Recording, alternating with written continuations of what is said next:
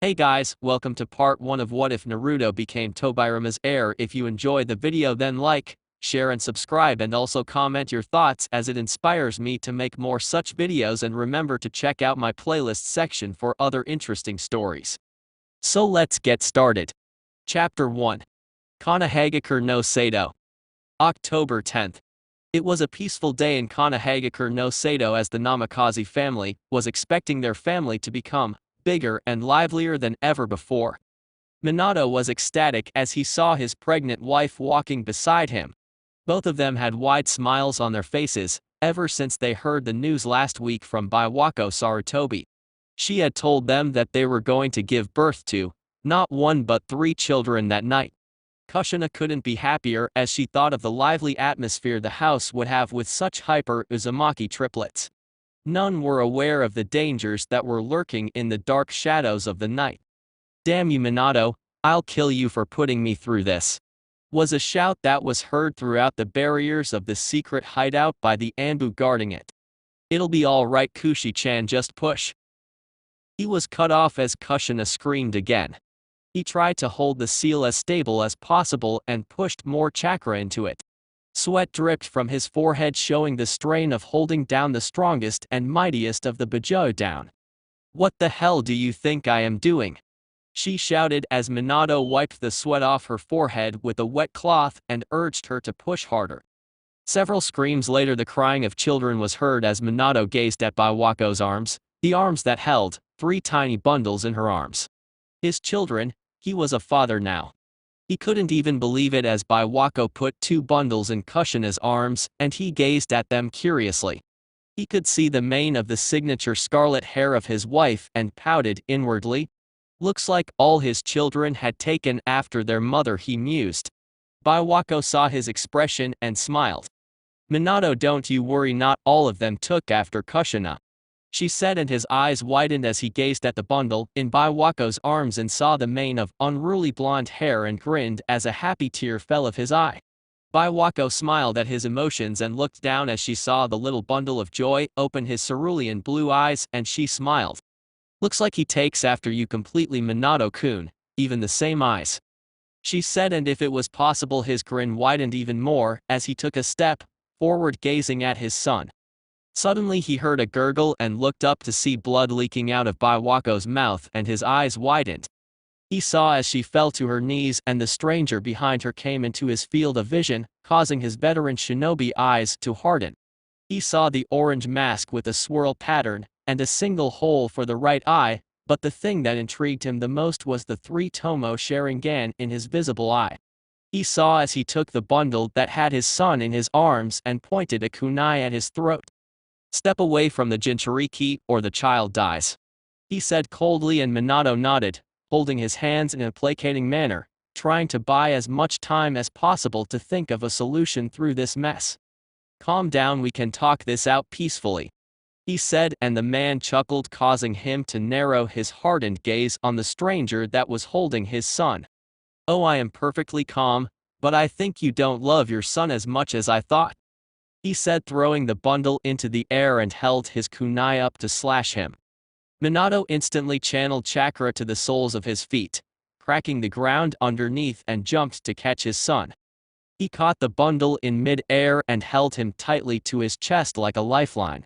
He saw the curious happy cerulean blue eyes of his son, the expression that showed he didn't know what was going on, nor was he interested, as he heard his happy gurgle and smiled. He was broken out of his thoughts as his feet stuck to the wall, and he gazed back at the bed to see the man standing over his wife, and his eyes narrowed dangerously.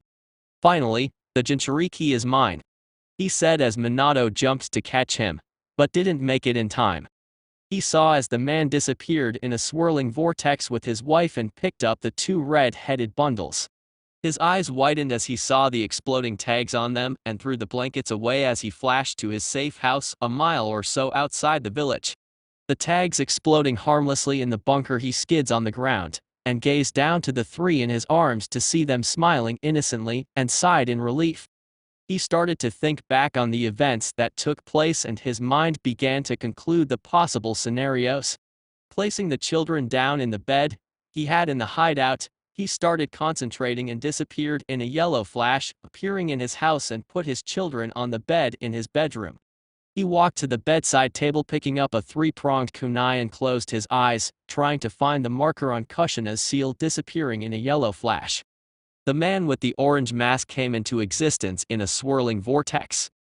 Kushina came to on a preset holding stand as some chains of kanji made from a holding fuinjutsu held her down. Kushina looked down as she saw her seal on the verge of breaking, then gazed at the man in front of her panting from the strain of childbirth. She glared at him though he showed no signs of noticing. She felt her head lighten as she saw his spinning tamiz in his eye. The man smirked under his mask as he entered the mindscape to her seal. The nine-tailed fox was chained up to a crater of lava. Suddenly though he felt a presence that was foreign to him and turned his eyes down. He growled as he saw those dreaded eyes he despised so much. "You!" He roared as he felt anger bubble up within him and roared at the man who stood unflinching, making him snarl even more. "It's time you knew who your master is, Nine Tails, and serve him," the man said calmly as the nine-tailed fox roared a roar that would have made any lesser man faint.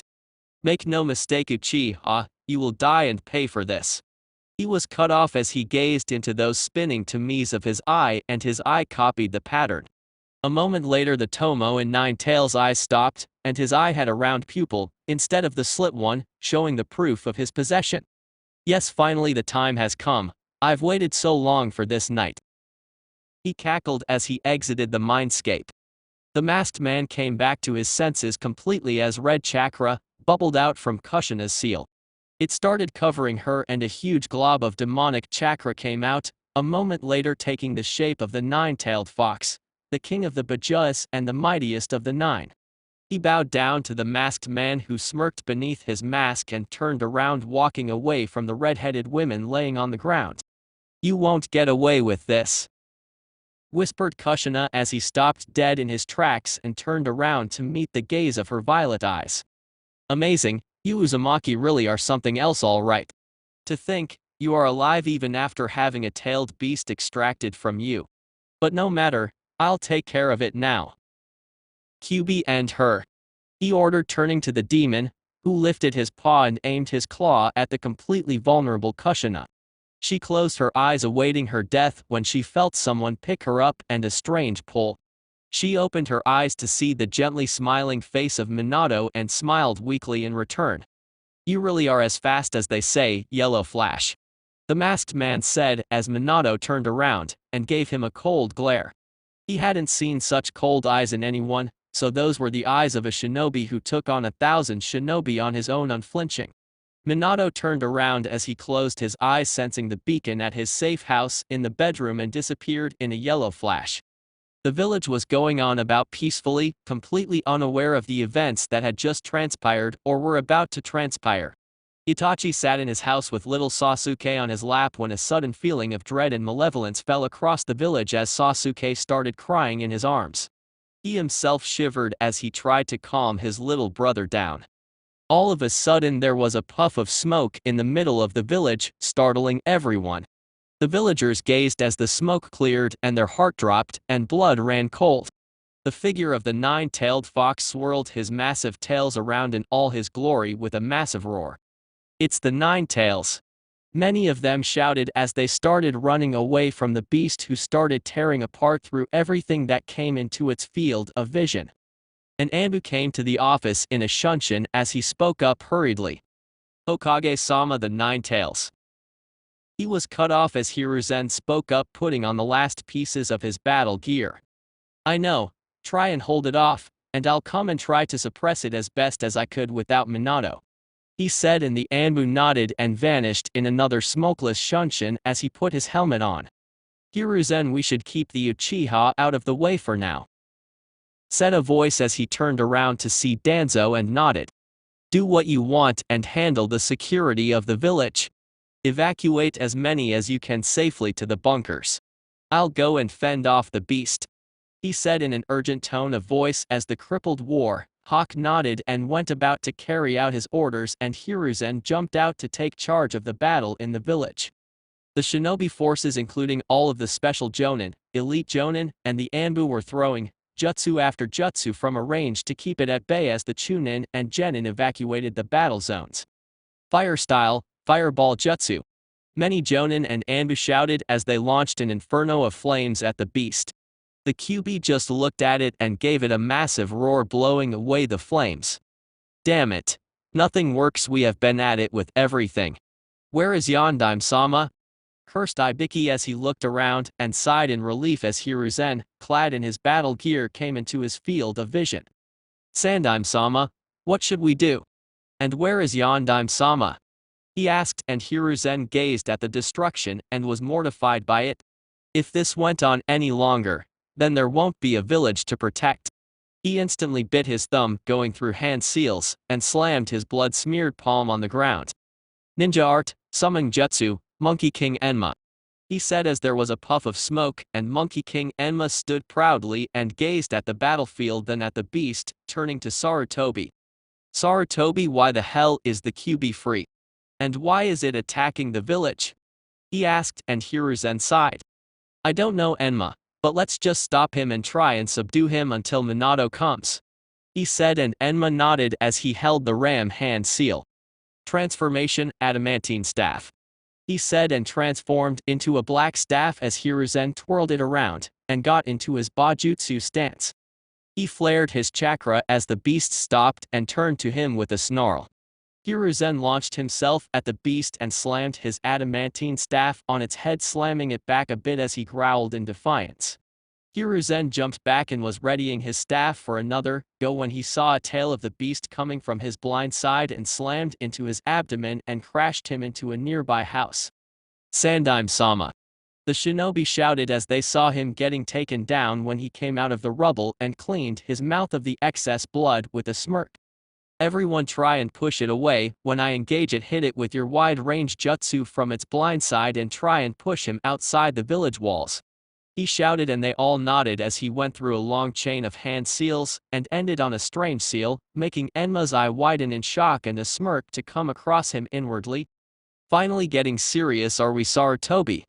He asked, and Hiruzen nodded as he molded a huge amount of chakra, cracking the ground underneath him. Forbidden secret art, God's strength. He shouted as the muscles on his body buffed up and nerves started showing across them. His muscles and chakra coils were flooded with chakra to the point of their limits. He twirled around his staff and entered his stance, launching himself at the beast at blinding speeds and slammed his staff in its stomach, pushing it back.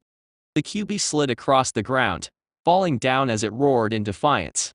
It was near the walls of the village as the surrounding shinobi started going through their own hand seals. Earth style, Earth Dragon Jutsu / Fire style, Dragon Flame Bullet. They shouted in unison as a huge torrent of molten earth converged on the Bajo, who brought 5 of his tails in front of him, blocking them, and used the rest to take out the roof where the shinobi were standing and gave a loud roar, startling them. The QB molded chakra in its mouth as it released a huge torrent of flames powered up by its potent demonic chakra and launched it at the shinobi forces, making their eyes widen as they didn't have time to counter it.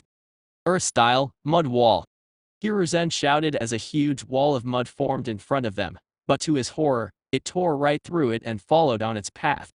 Everyone watch out! He shouted, but knew there was nothing they could do to stop it when he heard a shout. Water style, Water Severing Wave. All of them heard as a huge tidal wave of water came from above them, not touching them in the slightest, and collided with the inferno, creating a huge amount of steam. Wind style, Great Breakthrough. All of them heard again, and a huge gust of wind blew the steam away as their eyes turned behind to see the stoic face of Tobirama Senju as he walked to them, and they cheered, seeing their savior. It's Naruto-sama. They cheered in unison as Tobirama walked up to Hiruzen. Hiruzen smiled at seeing his sensei. Even though the signs of old age on his face, he still showed how capable he was as a ninja, just through his performance now and the way he held himself. Saru, why is the QB out and attacking the village? He asked stoically, and Hiruzen frowned. I don't know, sensei. Something must have gone wrong with Kushina's seal. He said, and Tobirama nodded, crossing his arms over his chest as they gazed at the QB trying to get back up from the last attack. Where the hell is Minato? Why isn't he taking charge of the village?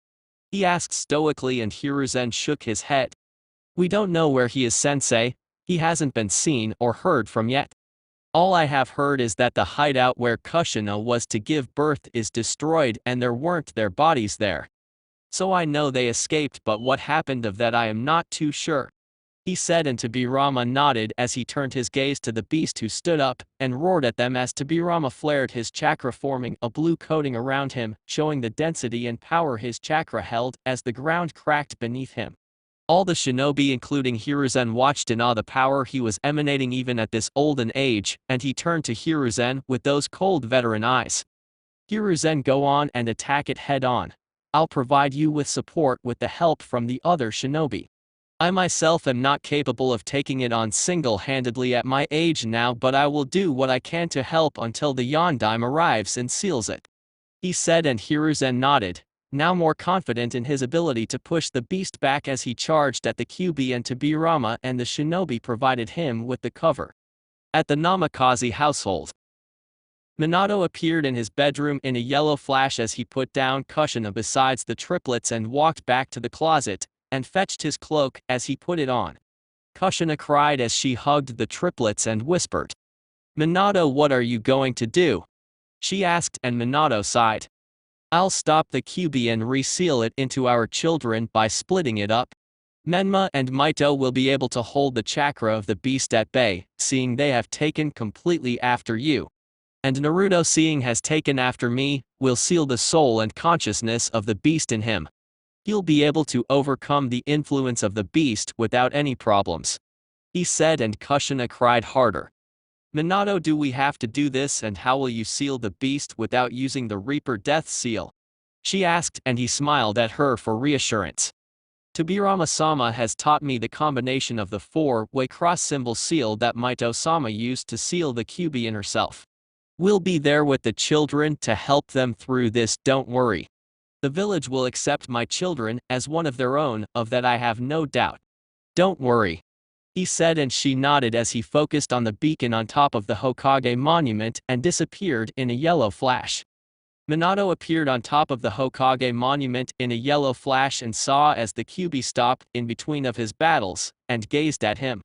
The three-tomo pattern appeared in its eye for a moment as its gaze landed on him, and he roared in defiance.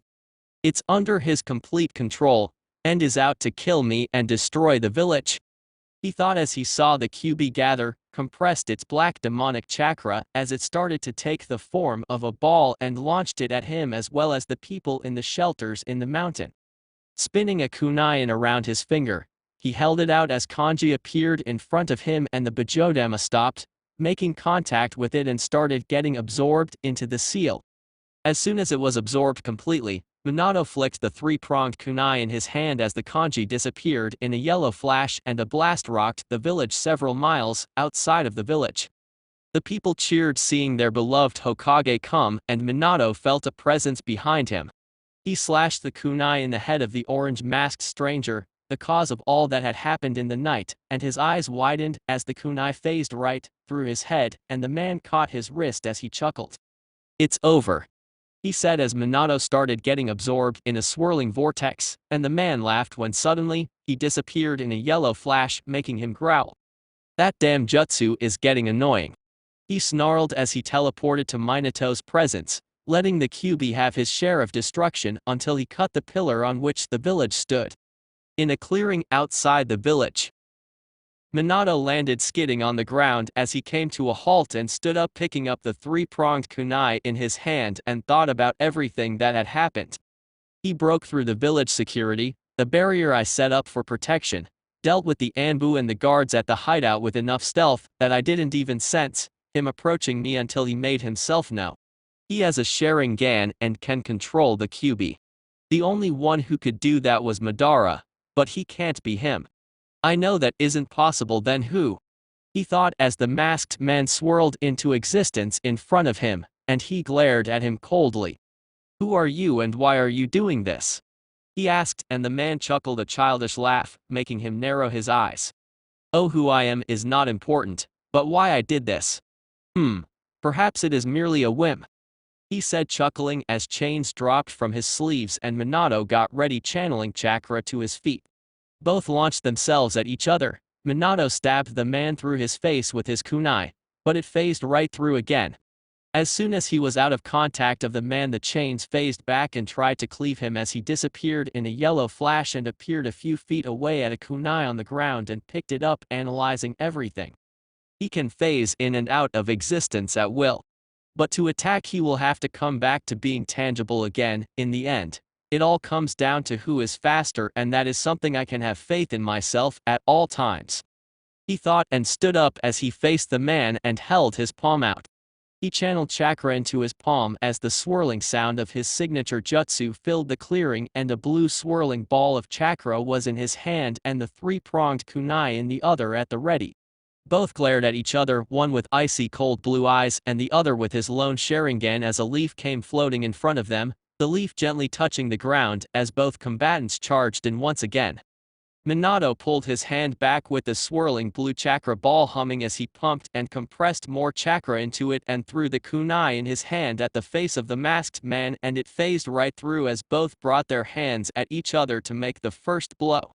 The orange masked man smirked under his mask as he saw that he was going to win, and just as soon as his hand was about to make contact, Minato disappeared in his signature flash, appearing over him, catching the kunai and slammed it into his back. The masked man felt the jutsu grinding him in the back and was slammed into the ground hard as Minato flipped back a few feet away from him. He teleported to the kunai he threw earlier in mid-air. When did he get so fast to do that? How far has he developed that accursed jutsu that I don't know about it? The man snarled in his thoughts as his right arm melted and fell down and his eyes widened as Minato again disappeared and came in front of him, jabbing the kunai in his stomach, and put his hand on his chest as kanji covered him. Damn it. He marked me earlier when he attacked me, and this is a contract seal.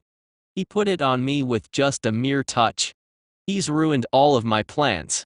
He thought as he furiously glared at the blankly staring Minato and clenched his teeth in anger.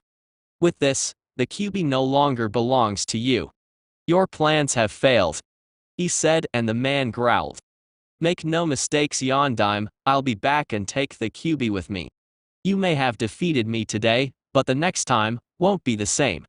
He hissed as he clutched his bleeding stomach and started disappearing in the swirling vortex and out of existence as he escaped his presence, and Minato looked back as he saw a purple barrier outside the village and focused on the nearest beacon to the barrier and disappeared in a yellow flash. Hiruzen was slamming the Kyuubi as he was dodging its tails left and right and going in for the attacks at the openings Tobirama was providing him. They had pushed the Kyuubi back enough that it was just outside the village walls, and Tobirama saw the chance to contain the beast. Hiruzen, it is time, he shouted, and Hiruzen nodded, instantly forming the signature cross-hand seal for the jutsu as a shadow clone popped beside him, and Tobirama did the same, though without any hand seals, as they jumped into positions taking four corners around the beast and started going through a long chain of hand seals simultaneously and held the ram seal at the end. Sealing art, 4 purple rays formation. The four shouted in unison as a purple barrier was erected around the beast as the Kyuubi roared and slammed its paw on the barrier, and the ground shook, but the barrier held as it tried and slammed itself in the barrier to break out, and sweat formed on Tobirama's forehead, while the people behind him were cheering, seeing the beast being contained. Damn it, now I feel the age kicking in. I could have held the red barrier by myself for a few minutes a few years back, but now, even the purple formation with help from Hiruzen is taking its toll on me. His thoughts were broken as he saw the beast charge up a Bijodema, and his eyes widened as he realized the barrier wouldn't hold against an attack of that magnitude. Hiruzen saw his sensei's heavy breathing and knew the strain it was putting on him, and came to the same conclusion, seeing the attack when they heard a shout. Ninja art summoning, food cart destroyer. All of them heard as a red toad with a blue jacket and a tanto on his side appeared over the Bijo and slammed over his head, dissipating the Bijodema as the beast roared in defiance when the tamiz in its eyes spun backward and its eyes became slit again. Tobirama saw the change and narrowed his eyes at the Bijo. It's about time, Minato, let's seal the beast, shouted Hiruzen, and Minato nodded as he concentrated on molding his chakra and gazed at Tobirama intently. Tobirama-sama, form the seal and teleport us out of here while maintaining the barrier. I'll synchronize with you and share the chakra cost, he said, and Tobirama nodded as he too closed his eyes and held his palms on the barrier, and Kanji started covering the barrier while on the inside Kanji was covering Gamabunta and the Kyuubi. Hiration combination, two-way crossing flash. Both shouted in unison as they disappeared in a flash and appeared outside the village, many miles out, and Tobirama panted, breathing heavily, and Hiruzen had his eyes wide as he saw the jutsu his sensei just pulled off. Amazing to think he could still teleport such massive creatures with the barrier holding them even at this age is truly amazing. He thought, amazed at the skill of his teacher, and gazed at Minato, who was breathing a bit heavy. Minato, seal the beast and hurry it up. I won't be able to hold the barrier for too long, he shouted, holding the ram seal and reinforced the fading barrier as it breathed back to life, and Minato nodded as he disappeared in a yellow flashback to the beacon in his bedroom. He reappeared a moment later and they saw the 3 bundles in his arms, and Tobirama was confused as to why he needed 3 vessels for the beast. Minato, why have you brought all 3 of your children? I know the beast is massive, but 2 shall suffice, he said, and Minato nodded, his face emotionless as he answered. Indeed, you are right, Tobirama-sama, but the man who controlled the Kyuubi tonight will come back to retrieve it. I will split the yin and yang chakra separately in my twin red-headed children, seeing their strong Uzumaki chakra, which I know you must be able to sense too, he said, and Tobirama nodded. And I'll split the soul of the Kyuubi from the chakra and seal it into Naruto, since I'm sure he would be able to control and subdue the influence of the Bujou the best, he said, and Tobirama was confused as he focused on the blonde child, and his eyes widened as he recognized the faint amounts of familiar chakra signature and gazed back at Minato, who smiled and nodded. Minato went through hand seals and slammed his palms on the ground as a ritual altar was summoned, and he put his 3 children over them. Tobirama saw the Kyuubi trying to turn his head back to look at what was going on, while Gamabunta tried to hold him down as best as he could, but knew he would be able to turn around. No, he must not realize what is going on. He might attack the children if it realizes it is being sealed again, he thought as he started going through hand seals and ended on Tiger as he concentrated and molded a huge amount of chakra, taking away most of his remaining reserves. Ninja art, bringer of darkness, he said, and caught the Bujou in his genjutsu as he kept pumping chakra through the jutsu, and the Bujou snarled as he was blinded by the jutsu. Damn it, I don't have the chakra to maintain it for long, and this is the only genjutsu that will work on the mightiest of the Bujou. I'll try and stall it as best as I can, he thought as he went through more hand seals and ended on Boar. Ninja art, demonic illusion, heaven and hell binding, he said as he layered another genjutsu over his previous one and smirked as the beast was too busy breaking out of the first to realize that it was caught in the second. Perfect, it is only a C-rank genjutsu, but it will do the job with my other technique. He won't even realize that his chakra is being split apart from it until it's too late, he thought with a smirk as he kept pumping chakra into both his genjutsu, though the second was only a minor draining high chunin level technique. Hiruzen saw as Tobirama popped a soldier pill into his mouth, and the way he was breathing heavily, which reminded him that his sensei was not in his prime and was near the end of his ninja career. Minato, the Bujou is under my genjutsu. Hurry up and seal it before I run out of chakra, he said, and Minato nodded as he started going through a long chain of hand seals and placed his palms on Mito as he split the yin chakra of the Kyuubi, and it started getting absorbed in the seal as the seal glowed and stabilized, turning black as a 4-sided Uzumaki spiral formed on her stomach. He did the same with Menma, and the seal stabilized as he panted heavily, the strain of the day catching up to him even with his cage-level reserves, and knew Tobirama was doing worse than him as he moved to Naruto for the final part of the seal. The Kyuubi was left with only enough chakra, not to dissipate completely to reform, and was now nothing but a large fox with a bit of demonic chakra in him as he went through the same hand seals and placed his hands over Naruto's stomach as Tobirama finally ran out of chakra and fell to his knees panting. The barrier fell along with the genjutsu as the Bujou's eyes widened as he felt his chakra so low that he hadn't felt in centuries, and saw Minato on the final seals about to seal him again, and snarled as he thrashed and threw Gamabunta off him. I will not be sealed again, you pathetic human. He snarled and launched his claw to cleave Naruto to keep him from being sealed. All three pairs of eyes widened as the claw raced towards little Naruto. Splackug. The voice was heard throughout the clearing as Tobirama and Hiruzen watched in horror as the claw pierced through Minato's stomach, and he held his legs on the altar, stooping it inches from making contact with Naruto, and coughed up blood as he turned his gaze to Tobirama. Tobirama-sama, cough, please complete the sealing, cough cough. He said, hacking out blood as he placed his hands on the claw of the beast, and kanji covered him along with the beast. Forbidden secret art, two-way paralysis seal, he whispered as both he and the Kyuubi became paralyzed as the forbidden jutsu took effect.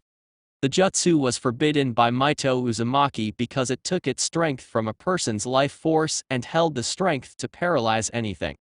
Minato knew he wouldn't survive the wound anyways, so he couldn't care less. Tobirama rushed to the ritual altar along with Hiruzen as he went through Hiruzen's storage seal hurriedly, confusing him, and took out another soldier pill, popping it in his mouth as he started going through blazing fast hand seals. Uzumaki sealing style, four-way cross symbol seal. He shouted as he channeled the pump of chakra granted to him by the pill, and the last of the beast's little chakra and its soul was absorbed into the seal, and he held a half-rem seal as he concentrated on the glowing red seal as the Kyuubi tried to break it, and Tobirama pumped it full of chakra, holding a half-rem seal. Fuin. He shouted as the seal glowed and stabilized, turning black and faded into his skin color, and Minato dropped to the ground as Hiruzen caught him and turned to Tobirama, who nodded and held a half-ram seal crouching down in front of him, ready to Hiration them to the hospital. His eyes opened and his concentration broke as he saw Minato holding his hand and shaking his head with a sad smile.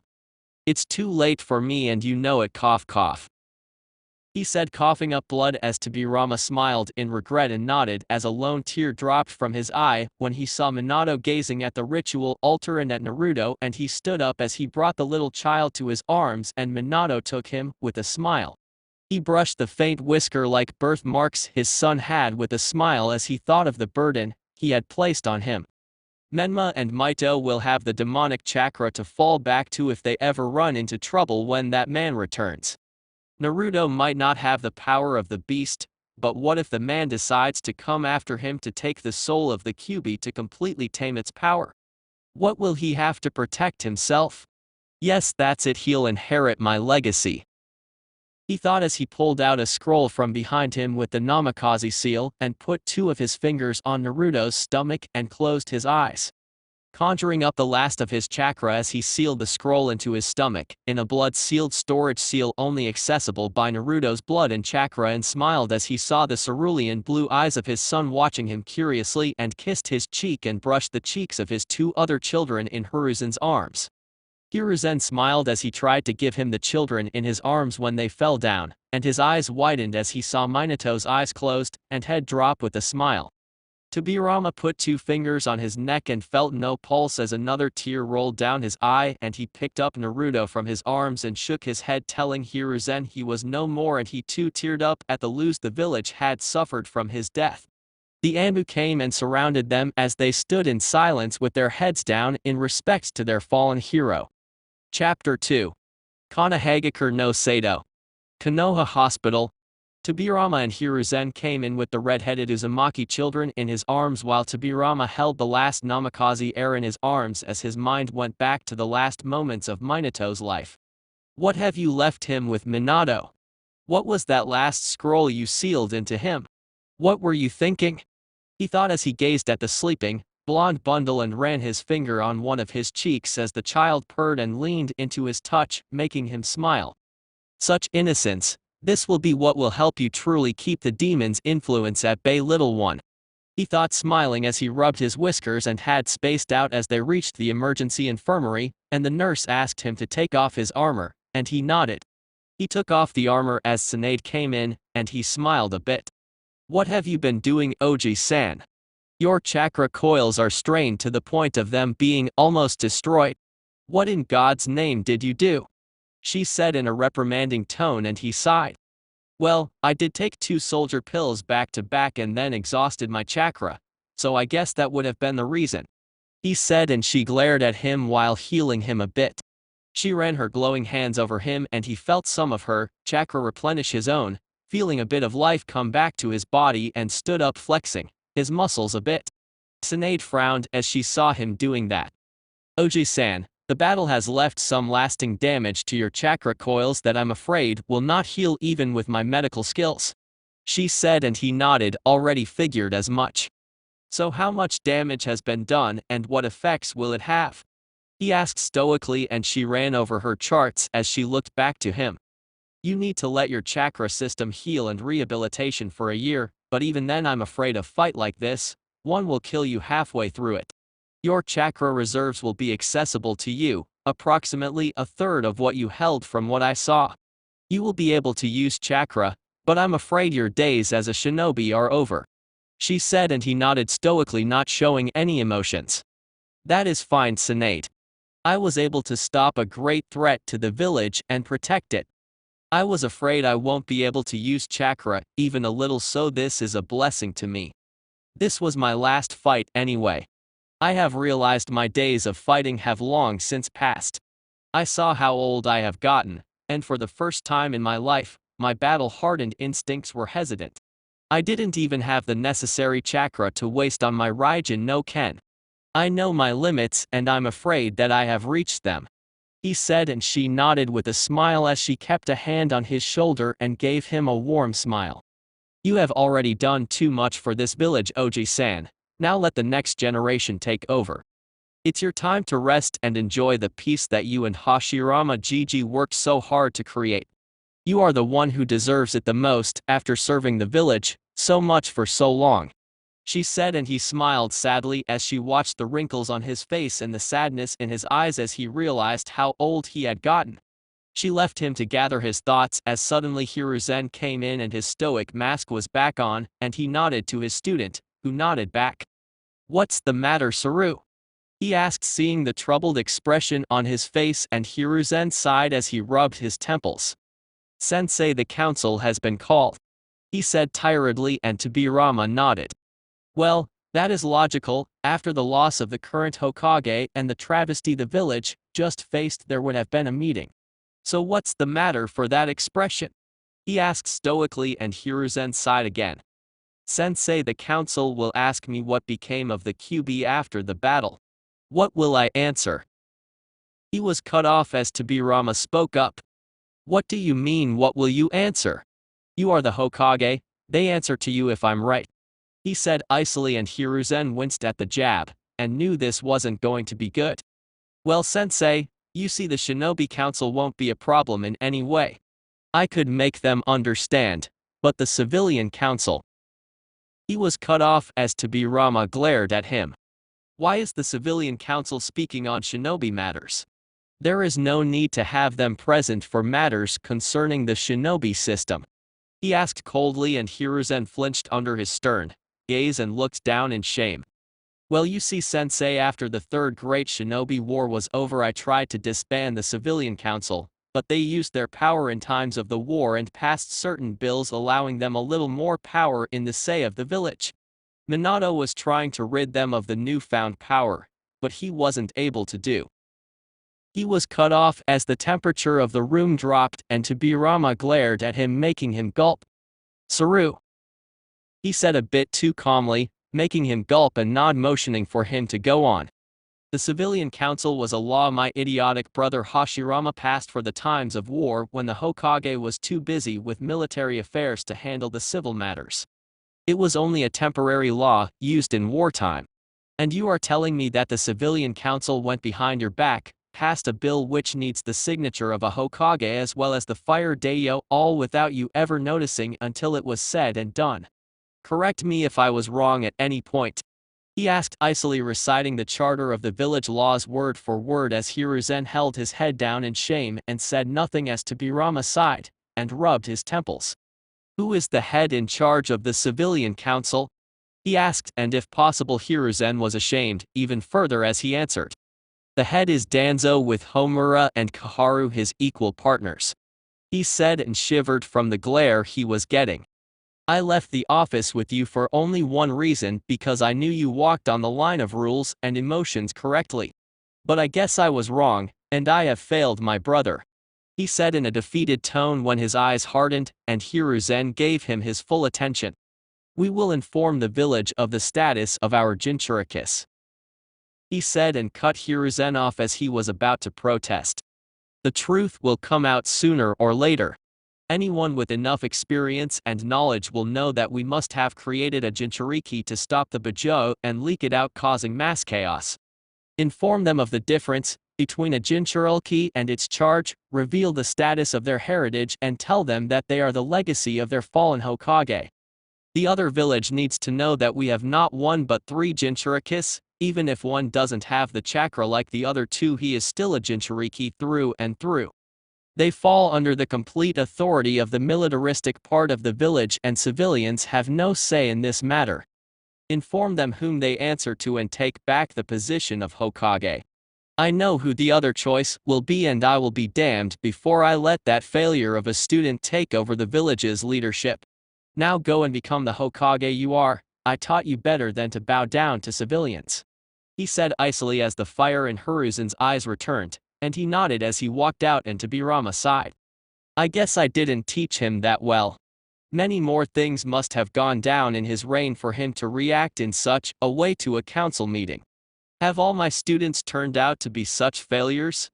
I never should have let Hashirama make him too soft in matters that needed the attention of a true shinobi's eyes," he thought with a disappointed sigh and sat back down on his bed and laid down, closing his eyes. The council was buzzing as the advisors from the feudal lords committee were sitting there waiting for the message that was to be taken to him. The shinobi council sat to the right and the civilian council to left, with the elders up front as the seats to the Sarutobi clan head seat and the Hokage's seat laid vacant. The council doors opened as the room became silent and Hiruzen stood there in front of them with a stern gaze. The whole council was confused as to why he didn't take his seat as clan head when he spoke up. "As all of you must know, tonight the village has suffered the loss of its young and beloved Yondaime Hokage. The village is in need of a cage to show the world that it isn't weak and prone to their attacks, and for that, we need a new leader," he said and saw Danzo's smirk as he continued. "I have decided to volunteer to retake the position until a time a new successor worthy enough could be groomed. All in favor please raise your hands," he said stoically as every hand except one was raised from both sides of the council, and he smirked at the seething expression of Danzo behind that stoic mask he was putting on. "Sandaime-sama, what became of the Kyuubi?" asked Inoichi, and he sighed as he took the Hokage seat and sat down. "Minato along with Tobirama-sama and myself subdued the beast and sealed it," he said as they all smiled at hearing the beast's defeat and nodded when Shikaku spoke up. "Sandaime-sama, you said sealed, not defeated. What did you seal it into?" he asked, and Hiruzen sighed and nodded, commending the Nara on his sharpness of words inwardly. "Minato split up the Kyuubi into 3 parts," he said as several gasps were heard throughout the council, and he continued. Seeing his 2 children had inherited strong and dense chakra like their mother along with her red hair and violet eyes, Minato sealed the yin and yang halves of the chakra within Mito and Menma, while he split the demon's consciousness away from the chakra and sealed into his second son Naruto. His last wish was for his children to be seen as heroes of the village, he said, and the whole side of the civilian council roared in defiance of the death of the demon child, and even some of the shinobi clan heads were nodding their heads. "Silence!" he roared, leaking a huge amount of killing intent, making them all fall silent as they gulped and looked at their furious Hokage. "That demon child, as you so call it, is Minato's son. He is nothing much more different than any normal child of the village," he said, but was cut off as Hayashi spoke up. "Hokage-sama, how do we know he hasn't been possessed by the demon and is currently plotting ways to regain its chakra?" asked Hayashi, and he frowned at his tone of disgust, but didn't voice it. "Tobirama-sama himself completed the sealing and has confirmed to me that the sealing is perfect and there is no chance of any kind of possession. Minato too checked the seal in his dying moments and the seal is absolutely safe," he said, and the shinobi clan heads nodded hesitantly, seeing he trusted the seal completely, so there wasn't any danger involved, while the civilian council was still not convinced as one Mebukai Haruno voiced her concerns out loud. Hokage-sama, we should keep that child away from the Uzumaki twins. What if the seal fails and he tries to kill them to take back the chakra they hold? She screeched but was cut off as Hiruzen leaked his killing intent and glared at her.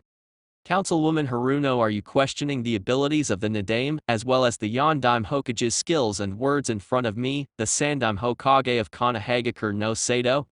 He asked icily, and she gulped and shook her head, and he nodded, looking at the others for objections, but finding none he continued on with the other affairs of the village's reconstruction and the proper condition of the shinobi forces and the defenses of the village.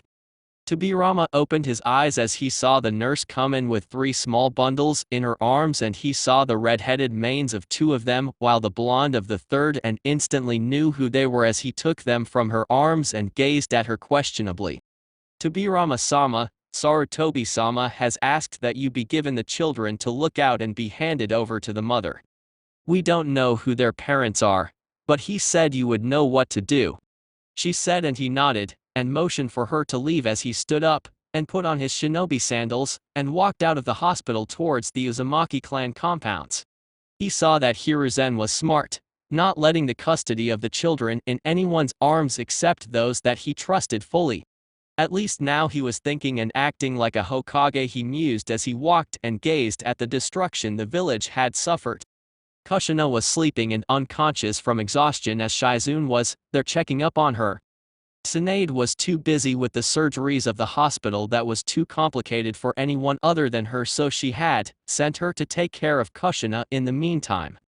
She was currently checking up on her condition and found everything to be normal as she suddenly heard the door being knocked and was instantly on guard as she readied her Senbon launcher, gearing it up in case it was someone trying to create a distraction for an ambush, and opened the door to see the stoic face of Tobirama Senju and the 3 little children in his arms. It would be nice if you would deactivate your Senbon launcher, so that you may not accidentally hit the children with it, he said stoically, and she blushed in embarrassment that he had seen her Senbon launcher that she always kept so hidden. She deactivated it and motioned for him to come in as he nodded and stepped in and went to the room Kushina was sleeping in and put the 3 children near her and sat down on the couch, kept to the side with his elbows on his thighs and his fingers in front of his face with that same stoic expression he always held. Shizune saw him sitting and gazing at Kushina intently and fiddled around trying to speak, but seeing his expression, it was a bit difficult. Do you want to say something? Then say it. Do not fret so much, he said stoically, and she blushed in embarrassment yet again as she felt quite intimidated by the man and his stern gaze, and nodded. Are you going to sit here until she wakes up? She asked nervously, and he nodded. Yes, he said, and she waited for him to go on, but he sat silently as she realized that he had answered completely. She is going to be asleep for a while, seeing her exhaustion from childbirth and the extraction of the Bijou from her, she said, and he nodded yet again. I know, but there is something that I need to tell her. And I should be the one to tell her that. It is important, so I will wait until she wakes up. Doesn't matter how long it takes, he said, answering her completely, knowing she wouldn't leave without hearing it, and she nodded as he spoke up again. The hospital needs your skills more than your time that is being wasted here, telling me not to wait. I believe you should put those skills to use, he said stoically, and she blushed in embarrassment yet again for the 3rd time as she didn't really understand if he was insulting, dismissing, or really just telling her. So she did the one thing she could, nodded and left. He sat in silence as Naruto woke up, and he saw his cerulean blue eyes gazing at him deeply, and he walked up to him and stood in front of the little boy and picked him up in his arms as both stared at each other. One with narrow stoic eyes, while the other with wide curious eyes, for a few moments, after which Naruto giggled and Tobirama smiled a bit as he sat down on the couch and rubbed his whiskers, making him giggle. He gazed at the other 2 sleeping children and saw that they didn't have any birthmarks like him.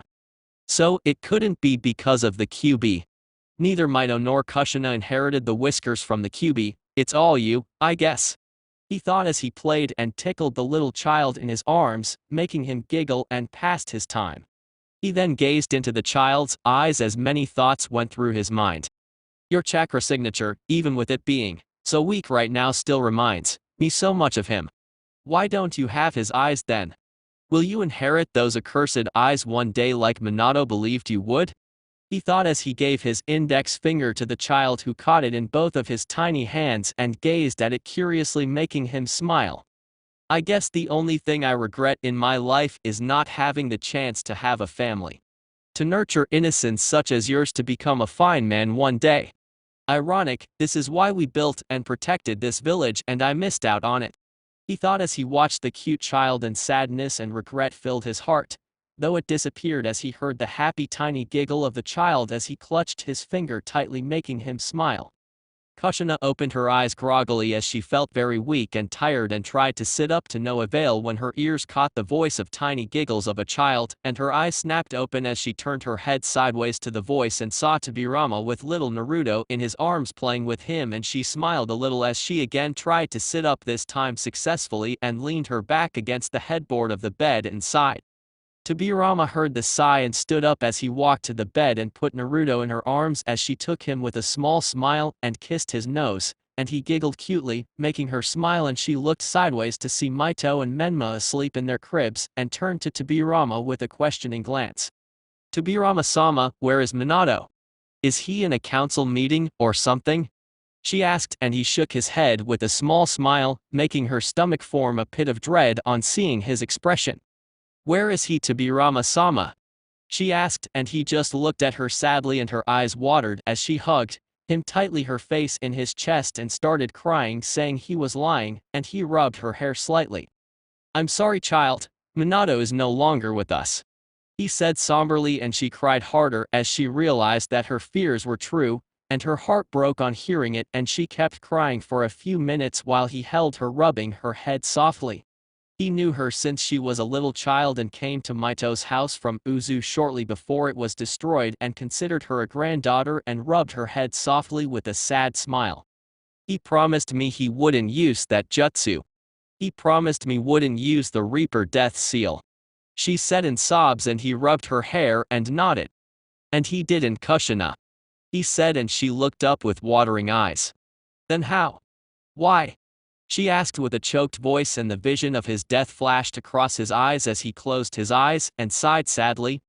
He was almost done with the sealing when we lost our hold on the Kyuubi, and in a last-ditch attempt to stop himself from being sealed, he tried to impale Naruto, he said, and she gasped in sobs as she listened him speak, and he continued. Minato jumped in front of Naruto and took the blow by himself, stopping the claw inches from Naruto. He died to protect his family, a worthy and honorable death. He was a proud man till his last breath, Kushina, he said sadly, and she cried harder as she realized what had happened, and what she had lost, and Tobirama let her cry it all out as she fell asleep from the strain of crying and weakness after half an hour, and he put her head to the pillow, and picked up Naruto from her arms as he yawned cutely, and he put him in his crib and tucked him in as he fell asleep. Walking into the kitchen, looking through the fridge for something to eat as he picked up a sandwich and a juice and sat down on the couch in Kushina's room, keeping guard. He knew the village didn't have the resources to spare for their protection, and they couldn't be left all alone, so he decided to keep watch over the house until Kushina was up and about again. And he wouldn't admit it to himself, but he had grown a bit attached to the little blonde bundle that was sleeping soundly in his crib. Hiruzen sighed as he worked on the piles of paperwork that were building up on his desk when the window to his office slid open, and he smiled as he felt the familiar presence come in. So it really is true, Sarutobi-sensei, the kid is gone, huh? Asked Drea sadly as Hiruzen turned around and nodded with a sad smile. I'm glad you are here, Drea, the village needs the strength of its Sannin now, he said, and Drea nodded. So what happened other than Minato's passing? He asked, and Hiruzen sighed. Well, he split the yin and yang parts of the Bijo's chakra and sealed them into Menma and Mito, while he sealed the soul into Naruto, he said, and Drea nodded, whistling. So he created 2 Jinchurikis from 1 Bijo, he said, and Hiruzen was confused at his answer. Drea, what about Naruto? He asked, and Drea shook his head. No, he is a powerless Jinchuriki, he doesn't even have any demonic chakra in him. He is a Jinchuriki just in name, he said, and Hiruzen nodded, agreeing with his logic. We will have to train the twins, when they grow up, to let them learn how to harness the massive power they hold. They will become the protectors of the leaf and the heroes who will turn the image of Konoha and its stability back," he said, and Hiruzen nodded, knowing he was right. "Yes, but that will all come in due time. But for now, Jiraiya, we need your spy network more than ever. You must go out in the field and keep me updated on any potential threats to the village, so that I can prepare and deal with them if necessary. I have authorized Danzo and his route back to service that I disbanded after the previous war. We need all the strength we could conjure up. The death of Minato will make us look weak in front of the other villages. Iwa and Kumo especially might take this chance to attack and kidnap or assassinate Minato's children.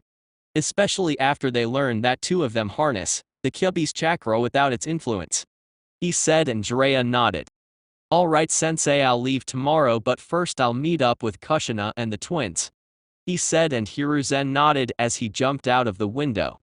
A moment later, Hiruzen realized that he only said twins, but shrugged it off and went back to his paperwork. Tobirama was sitting on the couch as he went through some scrolls that were kept on the shelves, and was reading up on some old Uzumaki seals as he heard a knock and wondered who could be there to meet them. He walked to the door and saw Hiruzen's students standing there. Jiraiya was surprised at seeing Tobirama Senju standing there and nodded politely at the man. He always respected him, though he knew the feeling wasn't mutual. "Tobirama-sama," he said politely, and Tobirama nodded. He never really liked the man. He was unbecoming of a shinobi and was a disgrace to men around the world with his perverted habits, and how many times he had seen him drunk. In his eyes, strength wasn't what made the man, it was his character. And he knew well that the pervert wasn't one to take on a responsibility seriously, and he never really thought about him in a nice way. "Hiruzen's perverted hermit student," he said stoically with a nod, and Jiraiya face faulted at the introduction and stood up straight, coughing away the embarrassment and shame he felt at the way he was called. It's Jiraiya, Tobirama-sama," he said, and Tobirama nodded and moved back, letting him come back himself without inviting him in. "I couldn't care less," he said stoically, and Jiraiya sighed.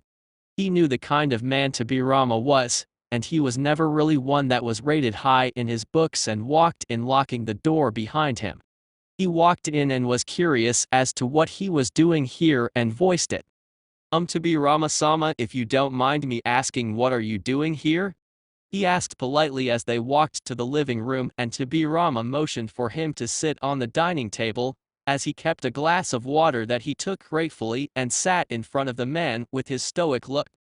"Kushina is too tired and weak after childbirth and extraction. The children needed to be looked after and offered protection if anyone from the inside or the outside decides to attack them for any reason, while the village doesn't have necessary forces to spare for their protection. So I am here to look after them until Kushina is up and about," he said stoically, and Jiraiya nodded, seeing his logic, though wondered if he wasn't tired himself from the strain of the battle. "You must be tired too, Tobirama-sama. Shouldn't you be resting as well?" he asked, and Tobirama stared at him blankly, and Jiraiya honestly felt really stupid seeing his look, but didn't understand what he asked wrong. "Their protection is necessary. What if I fall asleep and in my moment of weakness someone breaks in? I am a trained shinobi, even if my age is now well past it. We are trained to endure rough conditions that we might face one day. I have been healed and have had proper food and a few hours of sleep at the hospital. That is enough for me to stay fully alert for around 18 hours with full focus. I take my responsibilities seriously," he said stoically, and Jiraiya nodded at the man with a respected gaze. This was why he looked up to the man. He was a true shinobi in every sense of the word, even in his age. He mused as he saw the fully alert eyes and posture the man held, even if he was there with him in case of an attack. Suddenly they heard footsteps as Kushina came walking into the room with a tired expression and smiled tiredly at seeing Jiraiya there. "Jiraiya-sensei, it's good to see you here," she said weakly, and Tobirama stood up, helping her to the armchair, and sat down in front of her as Jiraiya sat on the couch with a small smile. "So how are the children, Kushina?" he asked, and she smiled and nodded. "They are good, Jiraiya-sensei. They are asleep right now, though you can go and see them if you want, just try and be a little quiet. She said, and he nodded as Tobirama walked ahead of him, showing him the room where the children were. Andrea gazed at the three sleeping bundles and smiled as he saw the red-headed children who had completely taken after their mother. Then his gaze turned at Naruto, who was sleeping soundly, and saw Tobirama's fond smile as he gazed at the little blonde bundle and smiled. It looks like Tobirama-sama has a soft spot for the little blonde gaki there. If not for those three whiskers, he is a carbon copy of Minato. It's such a shame that he doesn't have the Kyuubi's power in him. I would have loved to pass on my teachings to another blonde, but it looks like this time it will be two redheads. He thought, turning his eyes back to the twins, and stayed there for a few moments as he saw Tobirama rubbing Naruto's whisker, who purred in his sleep and giggled and leaned into his touch, making him smile fondly. Both left the room and walked back to the living room as Jiraiya and Tobirama took their previous seats with smiles. The twins take completely after you, Kushina. Their hair, face, everything. Naruto, if not for the whiskers, is a replica of Minato and will be a lady killer in the future, he said, and Kushina smiled and nodded, and Tobirama too smiled fondly, thinking of the cute children. Being near Naruto made him feel like a grandfather himself now that he thought about it. Yes, Minato and I decided that Mito and Menmo will take up the Uzumaki clan names and Naruto the Namikaze so that both clan names could live on, she said with a smile, and both men nodded with smiles. The twins will be needed to be trained so that they could harness the chakra they hold properly in the future, Kushina. You know how hard it is to control it if you went out of control, he said, and she nodded. I'll train them all well, Jiraiya, don't worry, she said, and he nodded with a smile. Give a bit more attention to Mito and Menma, Kushina. They will need all the love and attention to make sure their emotions remain happy and away from the negative urges, he said, and she nodded, knowing the dangers being a Jinchuriki herself, though Tobirama frowned at his words, but said nothing, knowing it wasn't his place. I'll raise them all nicely, Jiraiya, don't worry. So how long are you here? She asked, and he smiled sadly. I am leaving tomorrow, Kushina. Sarutobi sensei asked me to be in the field and keep up my spy network to look out for potential threats in the village. I will be back when the twins turn 5 and will help you start their training and help them learn to control the power Minato has left them. By then things should cool down enough for me to return, he said, and she nodded sadly, knowing the village needed his skills more at the moment, and stood up as they walked Jiraiya to the door, and she smiled as she waved him off. Tobirama-sama, how long are you going to stay? She asked in a tired and hopeful voice, and he smiled a little at seeing her vulnerable and sad, and put a hand on her head like a child. I am here until you are up and about enough to take care of yourself and the children. Don't worry, I don't really have anything else to do. Plus, I and Naruto have a lot of fun in the meantime, he said, and she smiled and hugged him happily. Happy that she didn't have to be alone at a time like this, and he hugged his granddaughter in all but blood back, rubbing her back softly. Chapter 3. Time skip 5 years. Konohagakure no Sato. Uzumaki clan compounds. The past 5 years had been pretty peaceful for the villagers of the village hidden in the leaves. The people were enjoying the times of peace, and it was a surprising fact that none of the other villages had thought of taking advantage of the weakness of the village after the Kyuubi attack, but it could be surmised as normal since most of the other villages were still recovering from the previous war, while Kyuri itself had landed itself in a civil war. The Uzumaki Namikaze family too had been living quite nicely and peacefully. Kushina had been a great mother over the past 5 years, showering her children with love and care, making their childhood a peaceful and fun few years of their lives. Naruto, get back here, shouted Kushina as she chased her little blonde of joy through the hallways as he ran through the house with a bottle of soy sauce. Kushina had on her usual clothes with an apron on top and the Uzumaki spiral emblazoned in front of it, and was running with a spatula in her hand. Naruto, I need that for the food, come back here, she said as she chased him playfully with a smile on her face, and Naruto laughed as he ran through the house hot on his toes. You'll never catch the fastest boy in the leaf, Kaa-chan, he shouted, chuckling as suddenly, he saw Mito come down the stairs and in front of him as he stopped abruptly, tripping on his feet and landed on his chest face first, and the sound of the glass breaking was heard throughout the house. Kushina gasped as she saw a bit of blood on his hand and rushed to him. "Naruto, are you all right?" she asked hurriedly as she picked him up and sat him on her lap. She saw the little pieces in his chest and some on his hands and arms and was wide-eyed at the wounds he had suffered. But to her surprise he wasn't crying, just wincing in pain as she took out the pieces slowly one by one and her motherly instincts kicked in. "How many times have I told you not to trouble me so much? Now see what you've done. What if you had gotten hurt at some vital spot? Then what would have happened?" She started scolding him half-heartedly and Mito looked down with a sad expression. "Sorry Naruto, I didn't know you were running, or I would have been careful and not made you trip," she said sadly, knowing how fast and nimble her Aniki was, and he never tripped if he ran. Naruto grinned foxily and laughed. "It's nothing Mito, these small pieces of glass from a bottle of soy sauce aren't enough to keep the great Naruto Namikaze down Tebeo," he said proudly, and Mito smiled brightly and Kushina stifled a giggle at his boisterous exclamation and that verbal tick that he had gained from her and took out a piece from his arm quickly as he yelped and glared at her while she smiled bemusedly. "What, I thought a little piece of glass wasn't enough to keep the great Naruto Namikaze down Tebeo," she teased, and he puffed his cheeks and glared at her, making her giggle. "I'll have you know it would take at least half the village to take me." "Ah, hey, watch it," he yelped as Kushina took out another piece from his chest abruptly, making him yelp and her giggle. Mito giggled at the antics of her brother, and the way her mother always let his pranks slide with just a half-hearted scolding and a smile. Menma came down from his room hearing the commotion and knew that his brother was again up to something. Kushina picked the boy up and took him to the living room.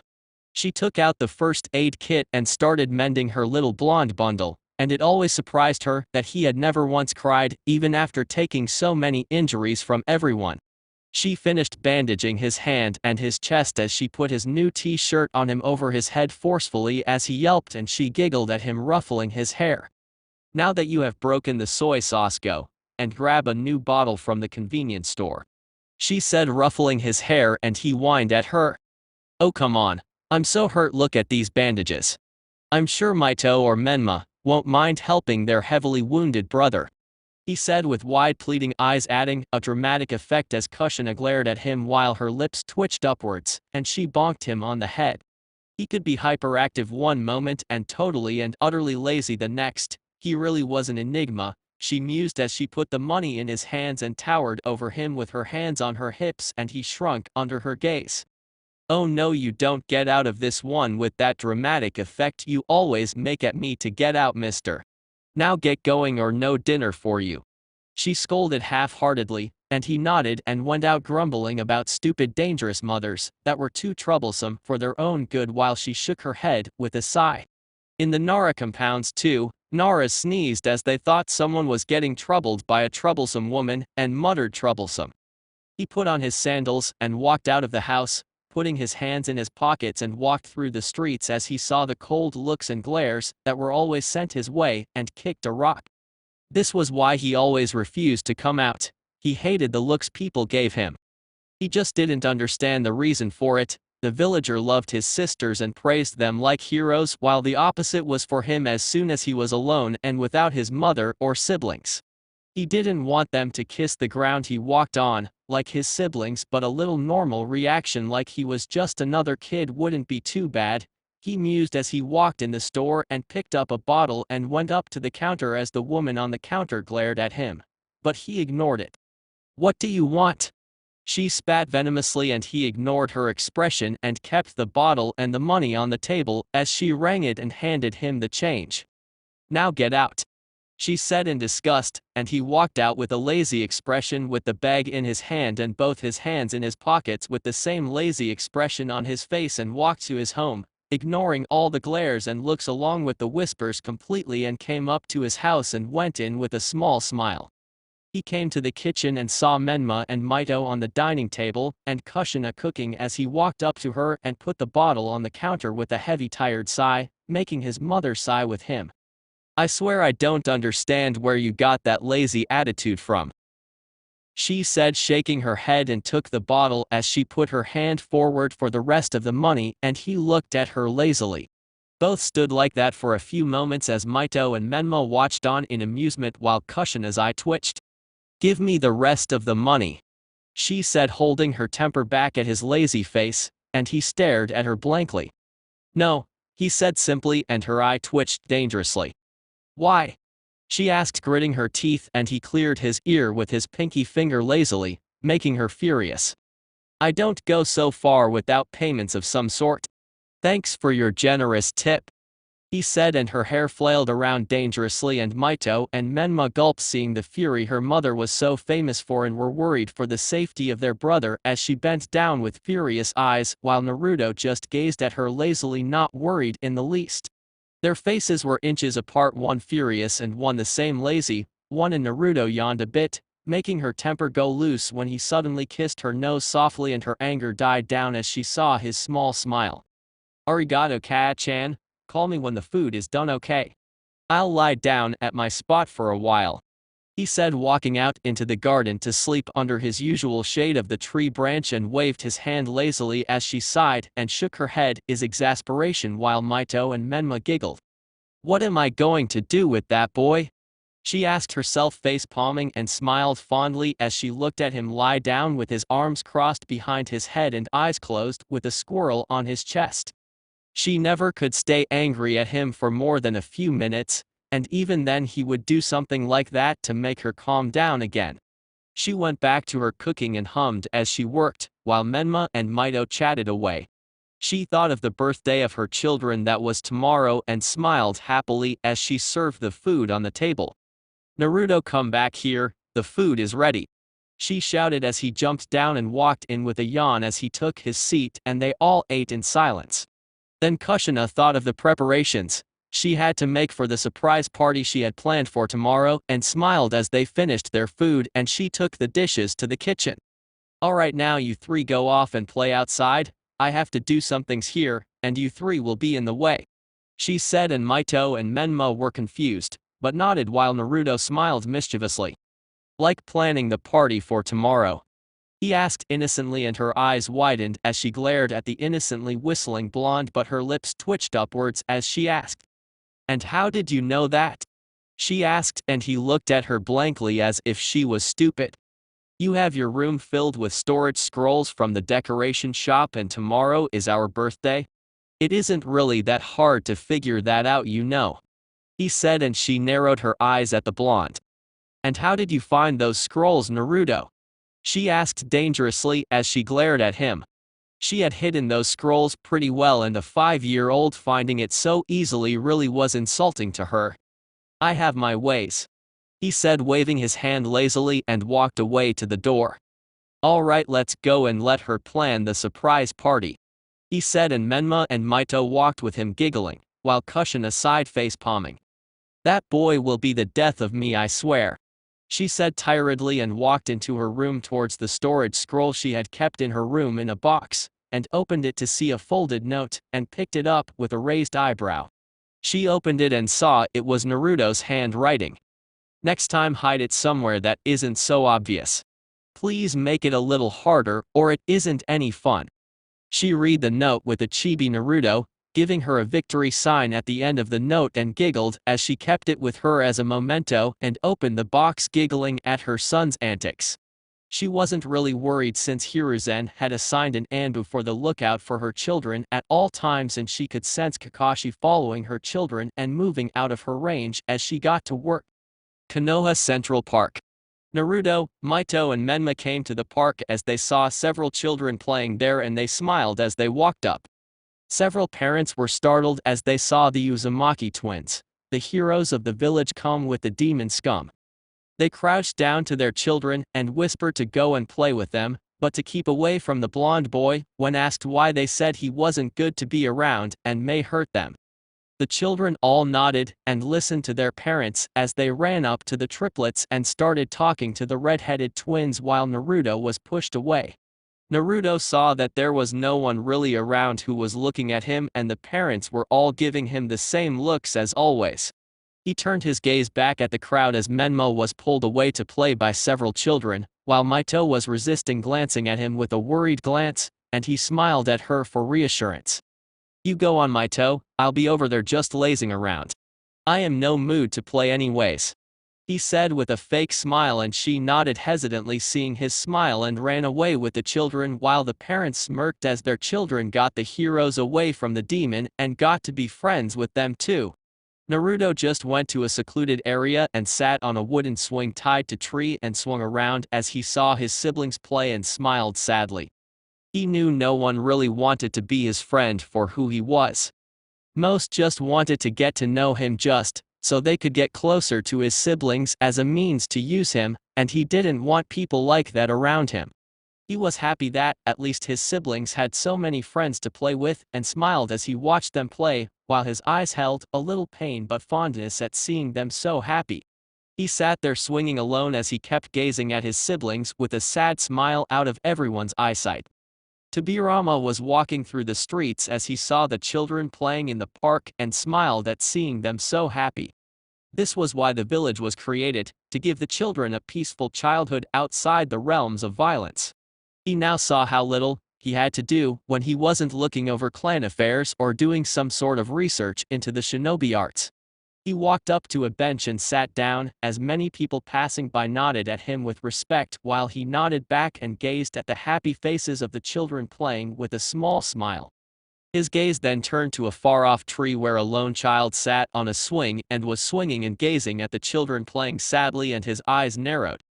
Those sun-kissed blonde hair, cerulean blue eyes, and especially those 3 whiskers were a dead giveaway. He looked around and saw some of the looks the parents were giving him and how they were standing away from the place. He sat alone and clenched his jaw. He understood why those people were looking at him that way, but why was Naruto not playing with the children? He didn't like unanswered questions, and this irked him quite a bit. He stood up and walked to the part of the park where he sat alone, and saw his eyes that held a painful expression, yet a fond smile, and he followed his gaze to see the 2 redheads playing happily and smiled sadly. He is lonely and in pain, yet still he smiles seeing his siblings happy. He really is an interesting one, he thought as he trudged from behind him and stood by him silently. "Why aren't you playing with the other children?" he asked, suddenly breaking the silence, and was surprised to see that the child was not startled yet seemed to be perfectly calm, like he knew he was coming. He kept it in the back of his mind as Naruto put his mask over his face back on and grinned at the man. "It's nothing, I just like being alone and all. Plus, I'd rather sit around than waste my energy and get tired playing," he said with a fake smile, and Tobirama narrowed his eyes at the child. One so young and already masking his emotions so perfectly. This isn't the first time it has happened since he masked his emotions so quickly, he thought, and nodded at the boy, not wanting to call off his lie and make him feel bad as he sat down beside him on the ground, and Naruto looked at him surprised. This was the first adult besides Hiruzen or Jiraiya that had been interested in talking to him, even if those 2 came to meet the twins, but they still spent some time with him. He had thought that the man would leave once he had answered his question, but he instead looked like wanted to be with him, and it warmed his heart that someone really wanted to be by him, even if it was just sitting beside him, as he smiled genuinely and swung sideways, both feeling the breeze and the silence to be pretty comfortable. Suddenly Tobirama unsealed a shogi board and put it in front of him as he motioned for Naruto to sit in front of him.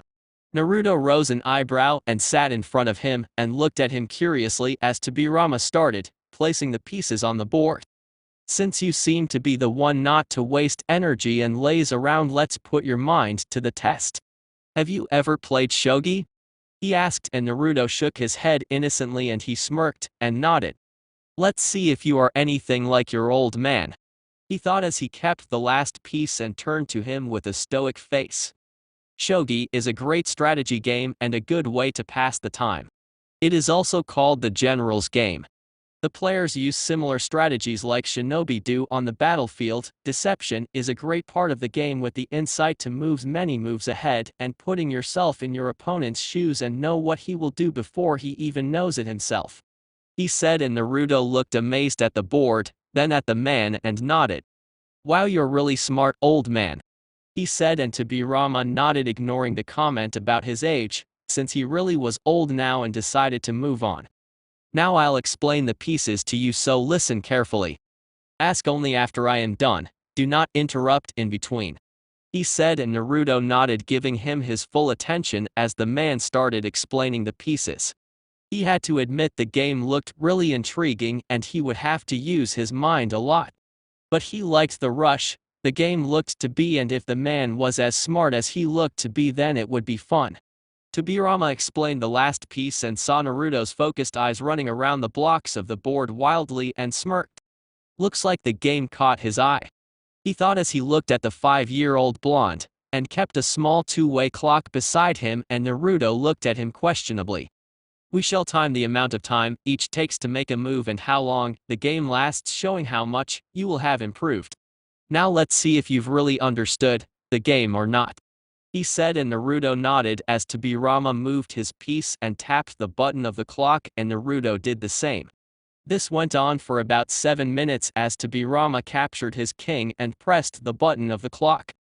And that is check and mate, he said, and expected the boy to pull his hair or shout something and say that it was too boring. But to his utter surprise, he saw his focused eyes on the board as he calculated the strategy Tobirama used.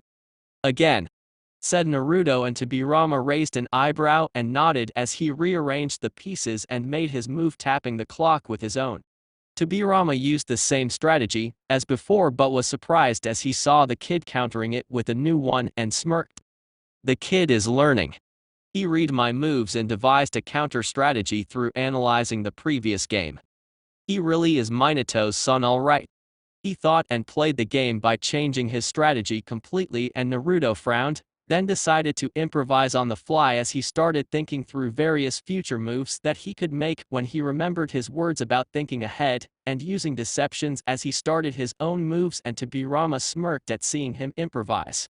After 12 minutes, Tobirama hit the clock as he captured his king again.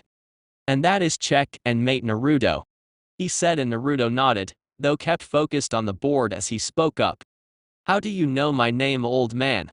I never introduced myself, he said, and Tobirama nodded at his sharp instincts. I have known you ever since you were born. Your father was a friend of mine, you could say, and your mother has known me since she was a little child. You don't remember me, but I remember you vividly, he said, and Naruto nodded. Well, I guess we have to introduce ourselves again though. I'm Naruto Namikaze. It's a pleasure to meet you, he said, holding his hand out with a smile, and Tobirama smiled and nodded. I'm Tobirama Senju. It's a pleasure to make your acquaintance, he said stoically, and Naruto tilted his head to the side and looked at him curiously. Do you always stay like that, stuck up and stuff? He asked innocently, and Tobirama's eye twitched and he answered calmly. Yes, that's the way I am. That isn't a problem, is it? He asked calmly, and Naruto smiled and waved his hand lazily. Nah, it suits you. It makes me want to respect you and take you seriously, not like those stupid people who I can't take a word seriously, like that pervert godfather I have, he said lazily, and Tobirama chuckled at his answer and nodded. The kid was interesting, all right, to make him laugh was a feat in itself, he mused. And he agreed Andrea's nature completely with him. All right, I guess you would be tired of playing this game. He was cut off as Naruto gave him a stern, determined glare. Again, he said, making Tobirama's eyebrows to shoot upwards in surprise. He guessed that the boy would be tired or bored of sitting so long after seeing his lazy personality, but he wanted to go again. I'm going to beat you if that's the last thing that I do, he said, and Tobirama smirked.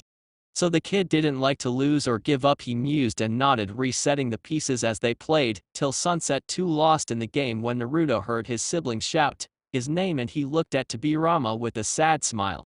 It seems I have to go, old man, he said, and Tobirama nodded with a smile, surprised that they had been so engrossed in playing that he lost track of time. Will you meet me again? He asked nervously and a bit shyly, and Tobirama smiled at the boy. I don't really have much to do nowadays and am free all day. Drop by the Senju clan compounds and ask for my house. Everyone will tell you and guide you to my house.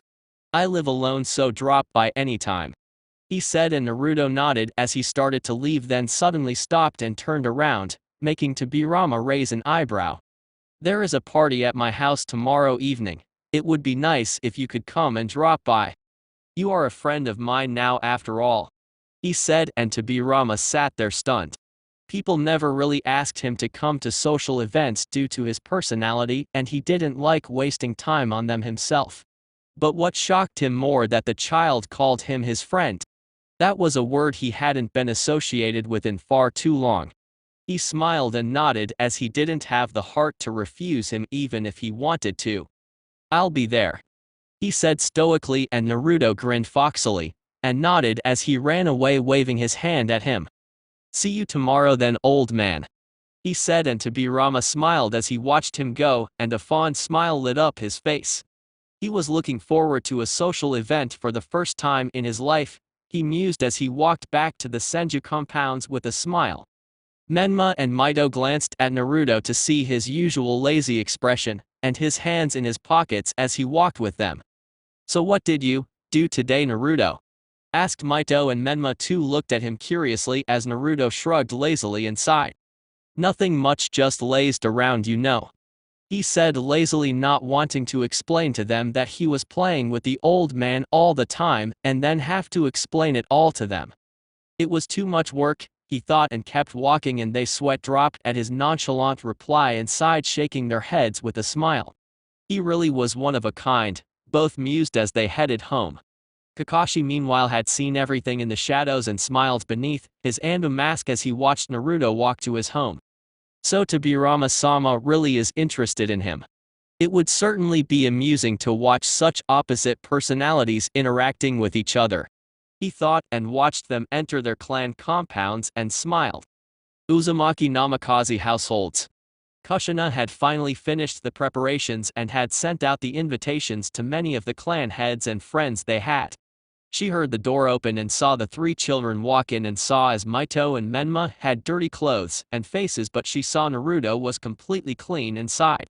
He must have been sleeping again, that boy sometimes reminded her of the Naras. "Alright you guys, please don't go in the clan compound's living room, I've made the arrangements, they're so please stay out until tomorrow." It was supposed to be a complete surprise until someone. She glared at Naruto, who whistled innocently, making her sigh. "Decided to ruin it, so at least let the preparations be a surprise, alright?" she asked, and they nodded as they eagerly waited for the next day. Mito and Menma to meet their friends and enjoy, while Naruto wanted to see the old man and wanted to see if maybe someone might want to be his friend. Senju clan compounds. Tobirama walked through the compounds and remembered that he had to buy a gift if he wanted to go there tomorrow. It was an obligation for the guests to give children gifts, he thought, and walked back to the house where Tsunade lived and knocked on the door. Tsunade wondered who it was and was surprised to see her granduncle there.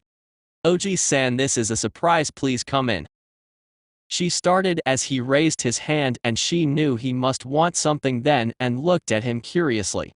There was never really a time that he had to ask her something. It was always the other way around, so she was interested to hear what he had to say. "Tsunade, what do people gift children on their birthdays?" he asked stoically, and she stared at him blankly while a crow croaked in the background. "Excuse me?" she asked in disbelief. Of all the questions, she didn't expect this. "I don't think my question was too tough for you to understand, and I worded it quite simply. Well, I'll say it again. What do people gift children on their birthdays?" he asked, and this time she was sure. He had asked what she had heard the first time and nodded hesitantly. How old is the child?" she asked curiously, and he nodded, seeing the logic in her question. 5. He said stoically, and she nodded. "Does he belong to a clan?" she asked, and he nodded again. "Well, usually children that age get toys, clothes and stuff," she said as she saw the blank look on his face that made her feel quite stupid. She sighed and continued as she thought that really wasn't his style. "But since he belongs to a clan, that is the age where they usually take their first steps in shinobi training. So a kunai or shuriken set, or maybe a scroll on beginner's chakra theory and chakra control or something like that. She said, and he nodded with a smile.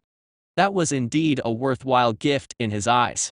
He had made the right decision in asking for her suggestion and knew exactly what would be the perfect gift for him, and nodded to himself with a fond smile as he thought of the little blonde. Tsunade saw his smile and smiled herself. It seemed he had a soft spot for the child, and for him to go to a party was certainly a surprise, and there was only one family that had children that young that were born tomorrow, she thought. So who is it for Oji-san? She asked, and he looked at her with a nod. Naruto Namikaze. He invited me to a gathering at his house for his birthday tomorrow, and I remember that it is a social obligation to bring a gift for the child. He said, and she nodded with a smile. She herself had been invited by Kushina and was ecstatic to meet the energetic twin redheads. Tobirama took his leave and walked to the shopping district of the village and came up to the White Dragon weapons shop. It was the largest shop in the village, and this was where he used to buy his own equipment. As he walked in, Hideki Higurashi was going through his inventory when the bell to the door rang, and he was wide-eyed to see Tobirama Senju coming in. It was rare for him to come ever since he completely retired after his last battle 5 years ago, and he smiled at seeing the former Hokage walk up to him. Tobirama-sama, it is certainly a surprise to see you here. What can I do for you today? He said politely, and Tobirama nodded. There is a custom order I would like to place, and I would need it to be done by tomorrow afternoon. It is urgent and I need it by then. He said, and Hideki nodded. I can get it done for you if the order is not something that requires some really rare materials that I would have to order from outside the village. What is the order, Tobirama-sama? He asked, and Tobirama nodded, asking for a brush and ink as he started drawing the specifications and designs of his order and handed it back to him. Hideki took the scroll from him, and his eyes widened as he read the specifications of the order and turned to him with a shocked face, then smiled.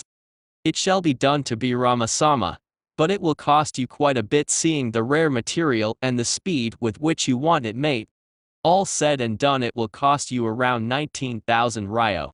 He said, and Tobirama nodded as he took out his wallet and handed him a couple thousand ryo. Money isn't an issue, but I want them done on time. He said, and Hideki nodded, knowing he was a strict and punctual man. Don't worry, Tobirama-sama, it shall be done by tomorrow noon.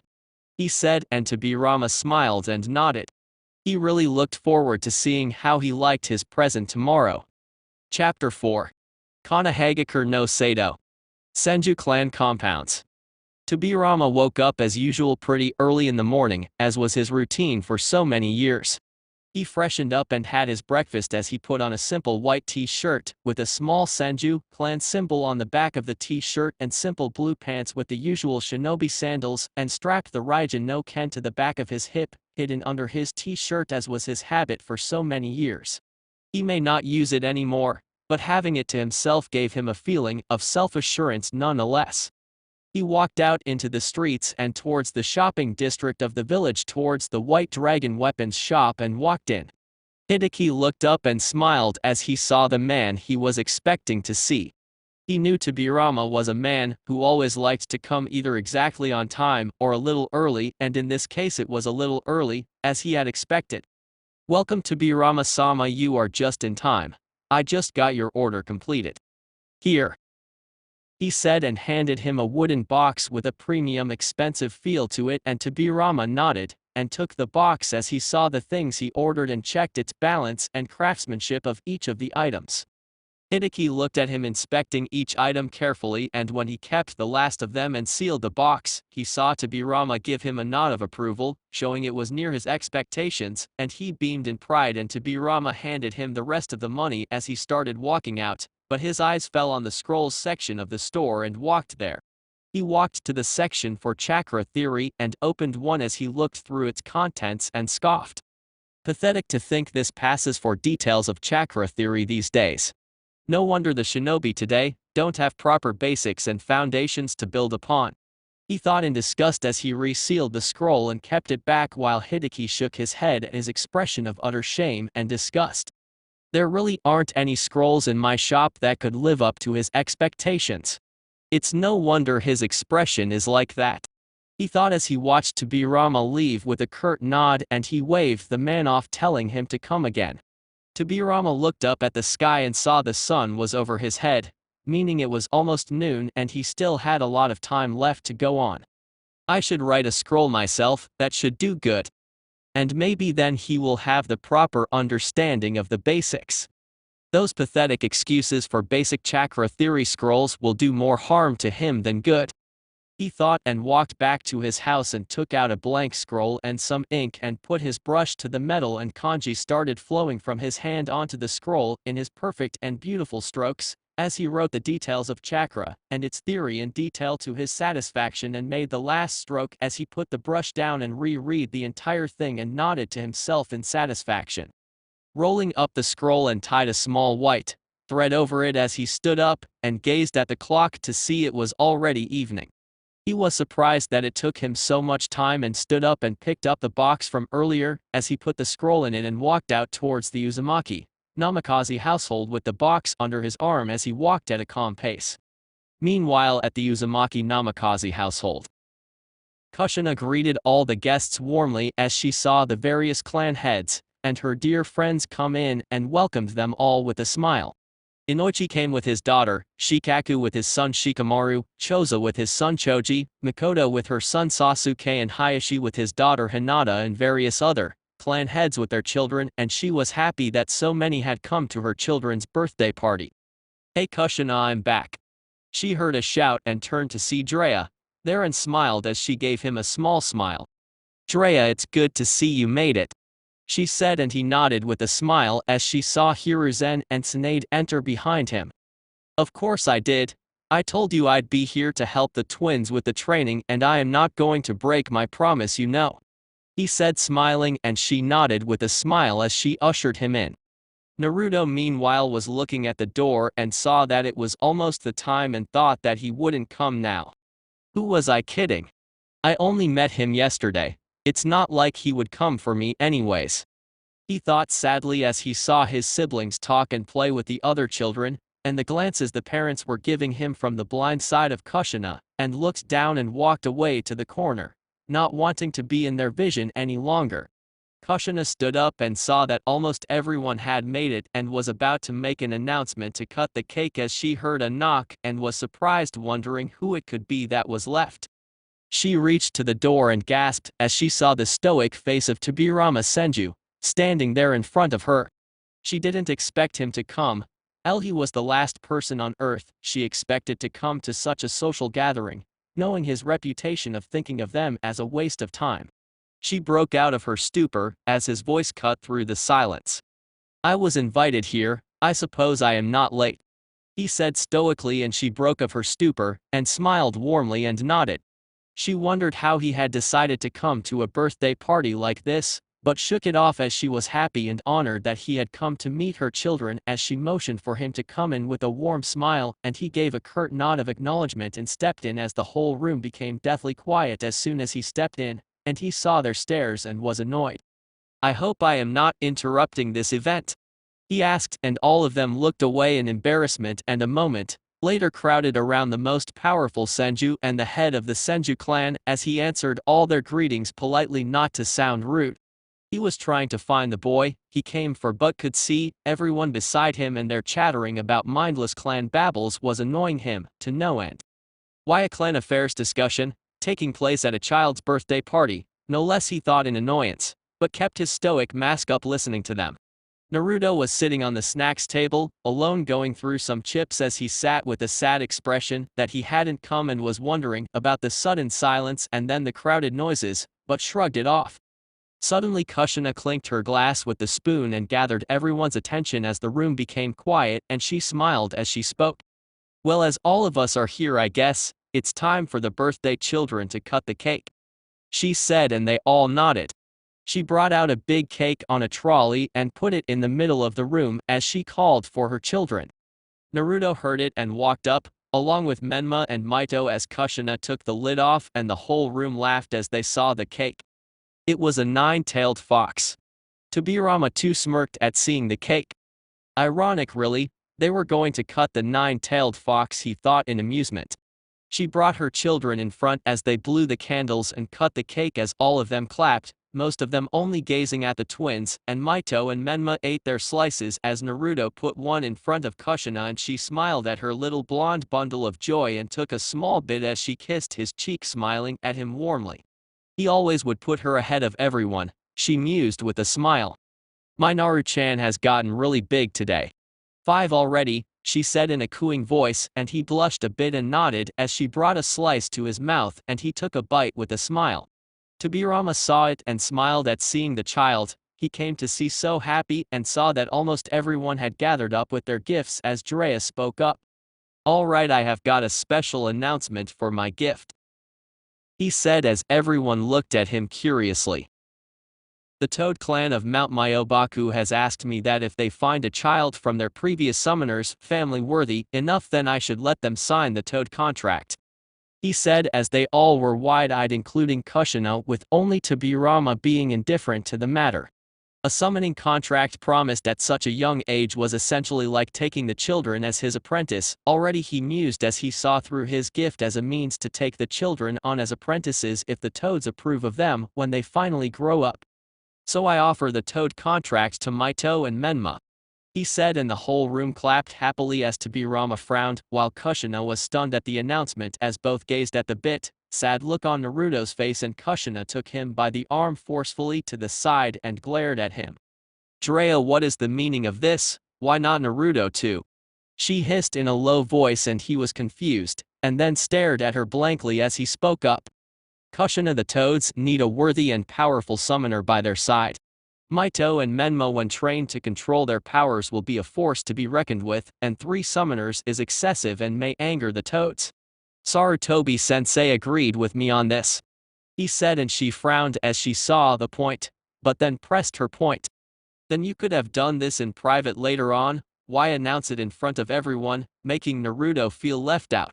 She hissed angrily, and he was stunned as he thought of it that way and nodded hesitantly, seeing his mistake.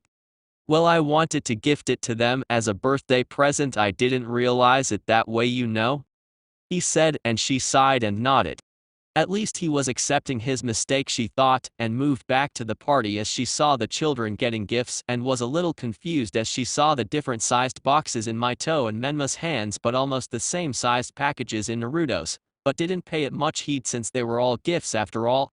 Naruto felt the packages in his hands as he saw that almost all of them were clothes from the light weight and softness, and gazed at his siblings' presents, and saw them opening many new kunai and shuriken sets along with toys and several scrolls, and looked down a bit but put the gifts on the table, not bothering to open them since he knew what they were, and moved to the porch and towards his personal spot at his favorite tree branch and sat as he watched the moon while Kushina was there greeting and meeting, chatting away with the guests, and Mito and Menma played with the other children happily.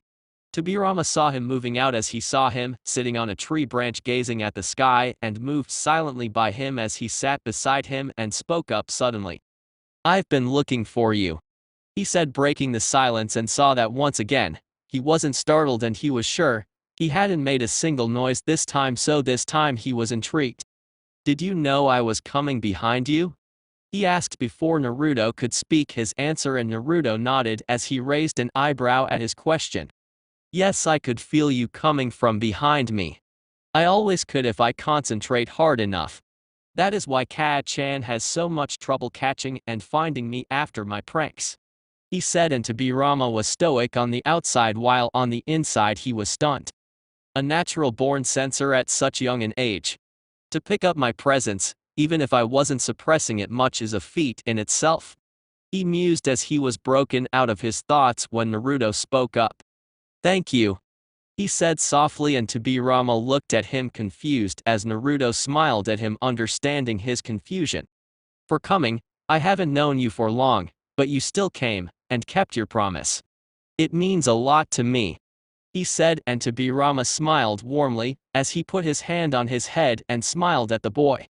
Happy birthday, he said, and Naruto smiled widely as he hugged the man, and Tobirama chuckled as he patted and rubbed his back softly. Naruto felt so happy that he had kept his word and had come just for him. He broke the hug off as Tobirama took out the present from behind him and handed it to him. Naruto saw the elegant and expensive-looking box and looked at him with a raised eyebrow as Tobirama smirked. "You thought I wouldn't bring a present? Go on and open it, let's see if you like what I got you," he said as Naruto's eyes widened in surprise, and he saw the box again as he pulled the thread binding the lid slowly and thought of how expensive the gift must be if the box was any indication. He opened it and his eyes shot open in surprise as he saw the set of 20 shining silver shurikens with another matching set of 20 kunai. His eyes practically sparkled as he saw how beautifully they were crafted and saw the scroll beside them and looked at him curiously. Tobirama saw his expression as he explained. "That is a scroll of detailed chakra theory and its basics for beginners. I wrote it myself as I saw the utter disgusting attention to detail of the scrolls at the shop," he said, and Naruto's eyes widened as he saw the scroll in his hands and opened it a bit to see such beautiful handwriting, and resealed it as he looked at the man stunned. "You wrote this just for me?" he asked in disbelief, not believing he would have wasted so much time for him as he looked at the scroll in amazement. "Of course I did. You won't be starting out on the wrong path, just at the start of your shinobi training if I have anything to say about it," he said, and Naruto nodded, amazed that the man he barely knew would do such a thing when Tobirama spoke up. "You haven't seen everything yet. Go on and remove the red cloth at the bottom of the box," he said, and Naruto was confused as he kept the shining shurikens on his lap carefully as they looked like a work of art, and he didn't want to ruin them. He lifted the cloth up and saw 10 shining silver, three-pronged kunai, and his eyes widened as he took out one and held it in his hand in amazement, as he gazed at with a tranced look. These were the same kunai he had used his father hold in his pictures. He kept the kunai and the shurikens along with the scroll back as he resealed the box and looked down as his blonde hair shadowed his eyes, and Tobirama was confused at his expression when he saw drops fall from his eyes, and Naruto spoke up. "Thank you. You don't know how much this means to me. I feel like I have something from my father with me now. This is the best present I could ever ask for. Arigato," he whispered as he wiped his eyes with the sleeve of his shirt with a sniff and grinned at the man foxily, making him smirk. "Those will help you start down your path of a shinobi well. Those kunai and shurikens are special chakra conductive, forged from chakra metal used by shinobi of really high caliber for repeated uses. Those do not rust or dull easily, without being used in a deadly battle. And there are other uses for them as well, but that you will know later when you grow up. Take care of them. A shinobi is as good as the condition his equipment is in. Remember it all right," he said stoically, and Naruto grinned and nodded as he clutched the box to his chest tightly and jumped down as Tobirama did the same and was stunned to see Naruto just shrug off the height and mused he would have already done it many times before as they walked in. Naruto went up to his room for a moment and kept the box on his desk as he came back to the room, and he and Tobirama talked for a while as he explained him some rules of the shinobi and how they were important, and Naruto listened to him with rapt attention. Finally, he saw everyone leaving and Tobirama stood up as Naruto smiled sadly that he had to go, and Tobirama smiled and patted his head. "Don't worry, come over to my house tomorrow. After all, you still have to beat me at shogi, you know. Drop by anytime, I'm idle most of the time these days," he said, and Naruto grinned and nodded as he ruffled his hair and walked out as Naruto walked him to the door, and Kushina too came to wave him off with a warm smile. She then saw the happy smile and calmness that Naruto held and smiled. She was worried that Jiraiya's stupid stunt might have hurt him, but he didn't mind it in the least. She mused and walked back happily as she saw Menma and Mito playing with their kunai and shuriken with Jiraiya happily, and she smiled as Naruto yawned a bit. "Ka-chan, I am going to go sleep, all right? I'll see you tomorrow, good night," he said, and kissed her cheek as he walked up to his room and opened the box as he took out one kunai from it and sat on his bed. He gazed at the kunai in wonder as he saw it shine in the moonlight and took the picture of his father and compared the kunai to his. It was almost the exact same except those strange markings and kanji his father's kunai held, he thought. He wondered what they were and decided to find out more about it later on and kept the kunai and the picture under his pillow as he laid down with a smile. Kushina sat down with Drea as she sighed tiredly from exhaustion, and Drea asked her the question that had been bugging him throughout the night. Kushina, you didn't give the children any presents tonight. Why is that? He asked curiously, and she smiled brightly. Oh, I am going to give them the scrolls for the basic chakra theory tomorrow and start their training tomorrow onward. They were so happy and tired today that they didn't even think about it. She said happily, and Drea frowned a bit as he questioned her. Kushina, are you sure that is wise? I mean, to train Naruto with the twins? He asked, and she glared at him. What do you mean, Drea? She asked icily, and he sat unwavered by her gaze as he answered. I mean, is it safe for him to be around Mito and Menma? I mean, he holds the soul of the beast within him. What if the demon tries to take control over his sealed chakra when his will is weakened, or is too tired to resist its influence? He said, and she was about to retort as he cut her off. I mean, when his chakra is low, and he comes in contact with the beast, or if the twins lose control in between of their training. You know better than anyone the dangers of using that chakra. And you also know that the twins will need our complete attention, or they might lose control and hurt themselves, or Naruto in the process. The villagers too might look at them differently if they hear them losing control to those urges. Plus, Naruto doesn't really seem like the early shinobi type. I mean, he is lazy and non-nonchalant. Let him enjoy his childhood, and he will have the academy in a couple of years, and you can train him after we have made the twins have enough control over the demonic chakra to suppress their negative emotions a bit. It is all for their safety. Think about it with a cool head, Kushina, for the night, and answer me in the morning. He said, and walked out of the room as he went to the guest room and left Kushina to her thoughts as she too went to her room and lied down thinking about his words and mulled over her choices. Finally, after a lot of thought, she came to a decision and nodded as she drifted off to sleep. Next morning, Naruto woke up with a yawn as he felt the sun rays hit his eyes and his cerulean blue eyes flickered open. He went to the bathroom and freshened up as he put on his simple white t-shirt and blue pants, and walked down the stairs to see Mito and Menma already there happily chatting away and Kushina preparing the breakfast. He walked up to Kushina as she felt a tug on her dress, and looked down to see Naruto yawning and rubbing his eyes, and smiled as she crouched down, and he pecked her cheek. She did the same and ruffled his hair, smiling warmly at the little boy. Ohio, Naru-chan, she said softly, and he smiled and nodded. Ohio, Kat-chan, he said equally softly as he went to the table and sat down. Mito saw the greeting her Aniki gave her mother every morning and smiled, with Menma feeling a bit out of place seeing their interaction, but shrugged it off and gave his brother a smile, who nodded in return. Kushina put the plates on the table as they ate in comfortable silence, and just as they finished, Kushina spoke up. Kids, I have to tell you all something, she said, and they all nodded, looking at her curiously. She looked at Mito and Menma and smiled as she spoke up.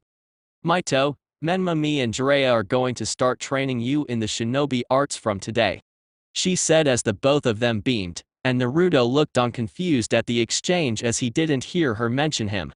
He too had a dream to be a great shinobi like his father and always wanted to walk the path he did. Mito and Menma looked at his confused face and realized she hadn't spoken his name, and they too looked at her questionably. Ka-chan, what about me? You didn't say my name, said Naruto in a confused voice, and she breathed in heavily and sighed, giving him a warm smile. Naru-chan, your training will have to wait until you start the academy. Your brother and sister need one-on-one training to control the special chakra they possess. You will have to wait a little longer, my son, she said warmly, and he looked at her confused and stunned. But what is this special chakra that they have? Don't I have it too? He asked, and she smiled and shook her head. No, Naru-chan, only Menma and Mito possess it. It is very powerful, but really hard to control. It is extremely dangerous if it goes out of control, and they can hurt you or the others, or even themselves when they train or join the academy. So for your and everyone's safety, you will have to wait a bit longer. she said, and he nodded a bit hesitantly, understanding her point. Then you don't have to train me specially, just give me some tips in between, and I'll try and learn things on my own, he said, and she shook her head, smiling sadly. No, Naru-chan, the wrong basics can ruin your future progress completely. Incomplete knowledge is more dangerous than no knowledge at all. Training in the shinobi arts the wrong way does more harm than good. Please just wait for a little while longer for your brother and sister, she said, holding his hand, softly squeezing it, and he thought about it nervously as she gave another squeeze and smiled. For me? She said softly, and he sighed and nodded with a small smile.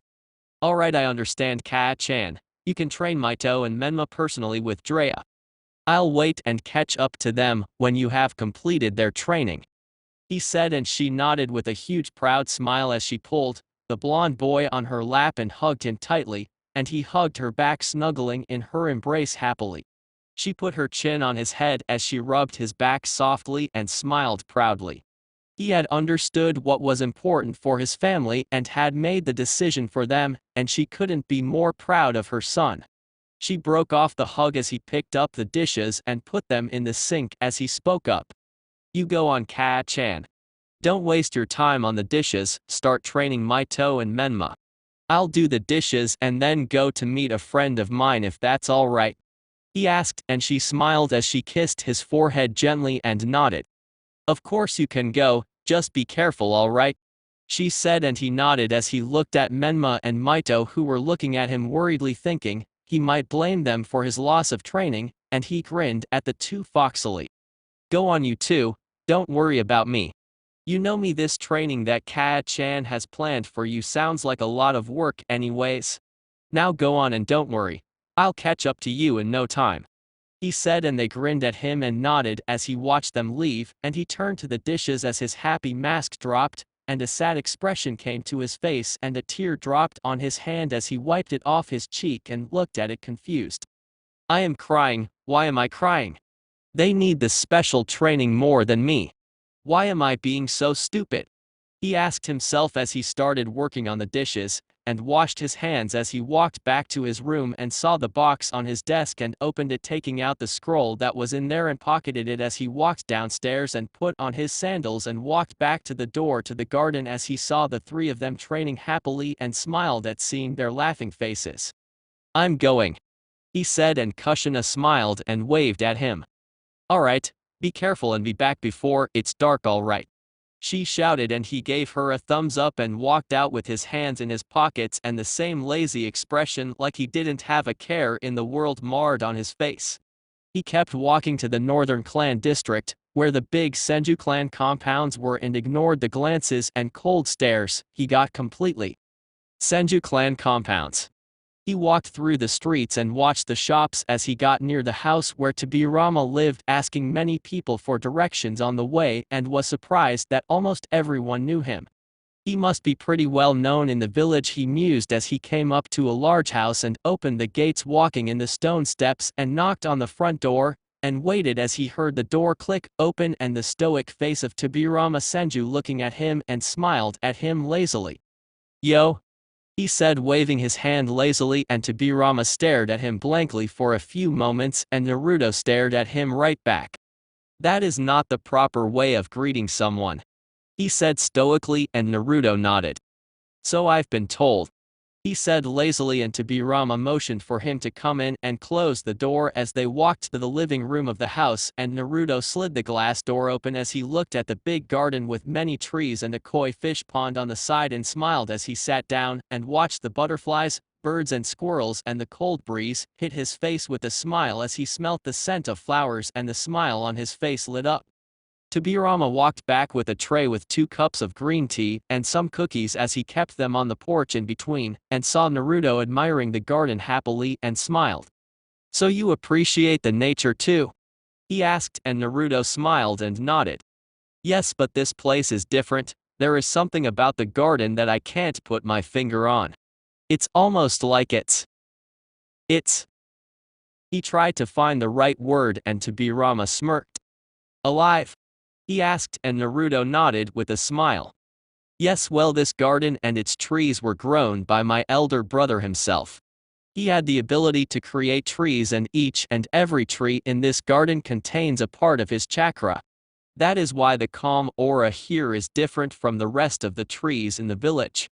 I have kept it maintained ever since he died.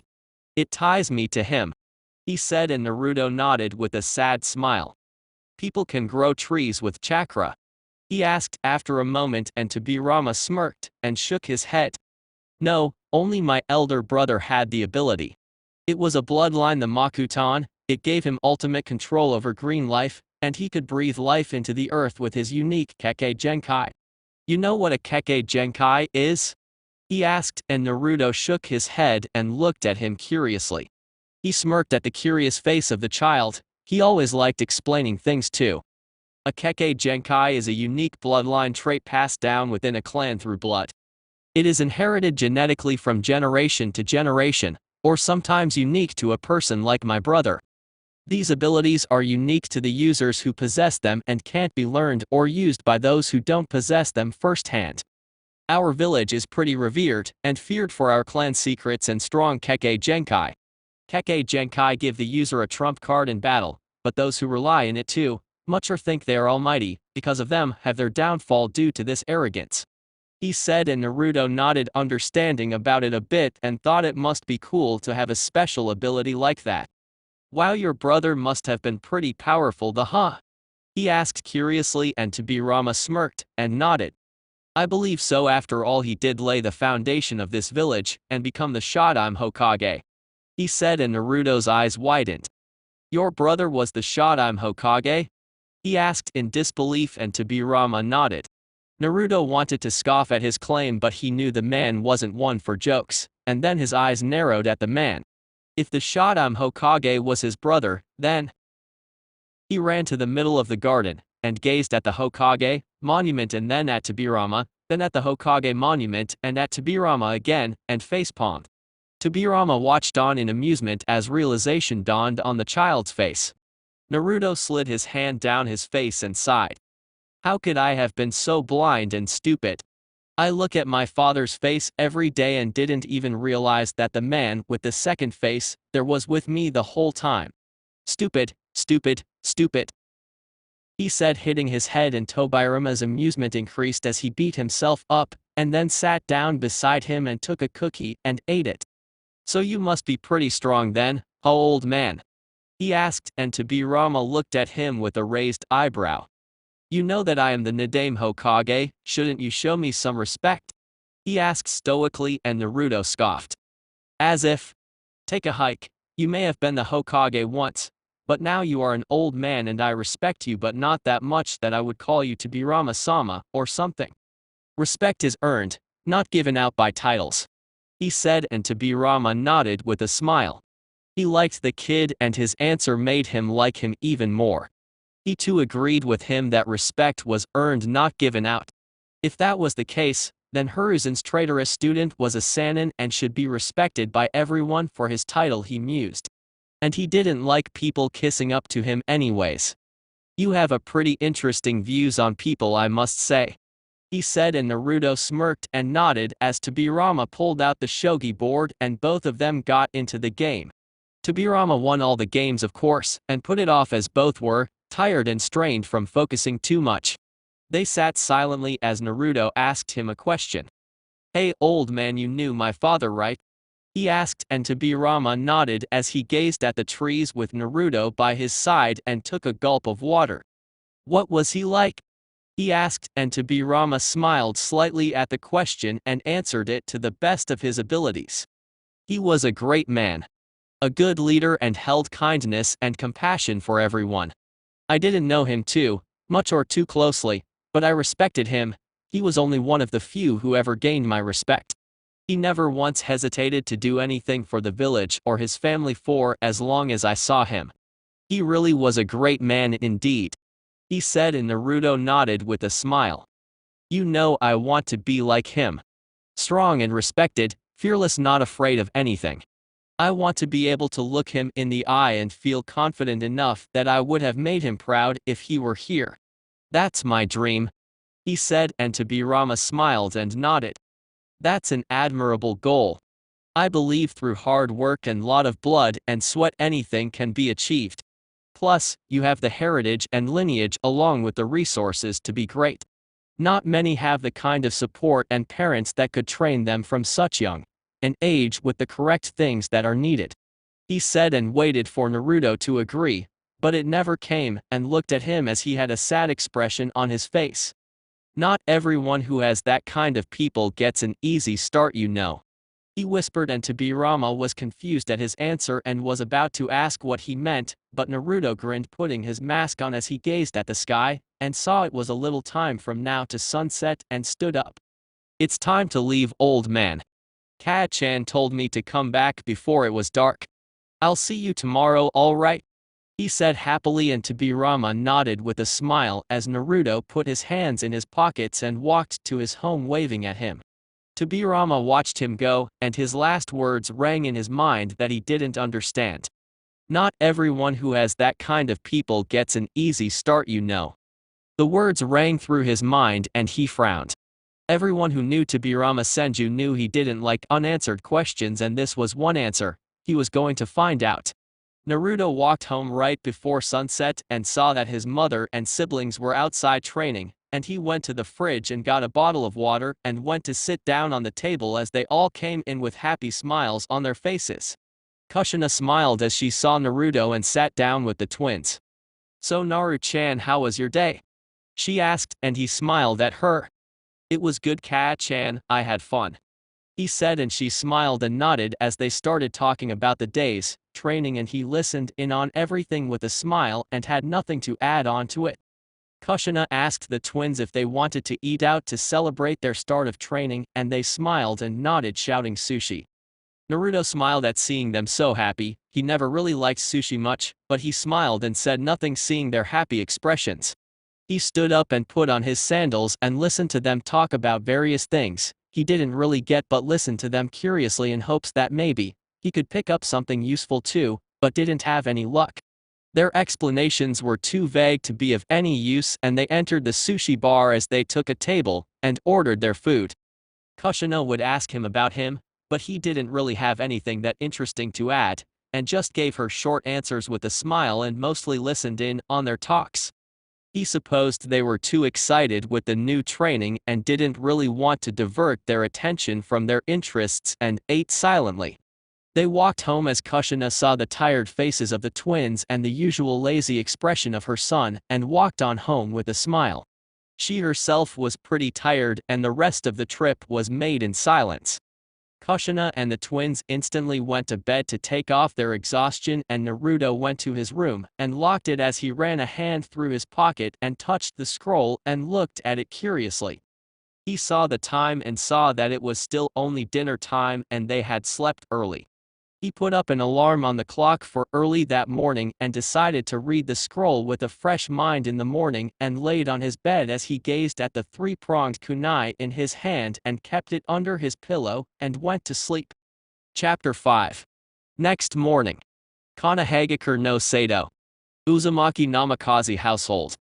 It was really early in the morning. The sun was nowhere to be seen, and the moon still shone in the sky as our favorite sun kissed blonde-haired Hiro's room rang up with the beeping of his alarm clock. Tapping its button and stopped it, as he woke up with a yawn and stretched, going to the bathroom and washed his face to rid himself of his sleepiness, and walked down into the kitchen.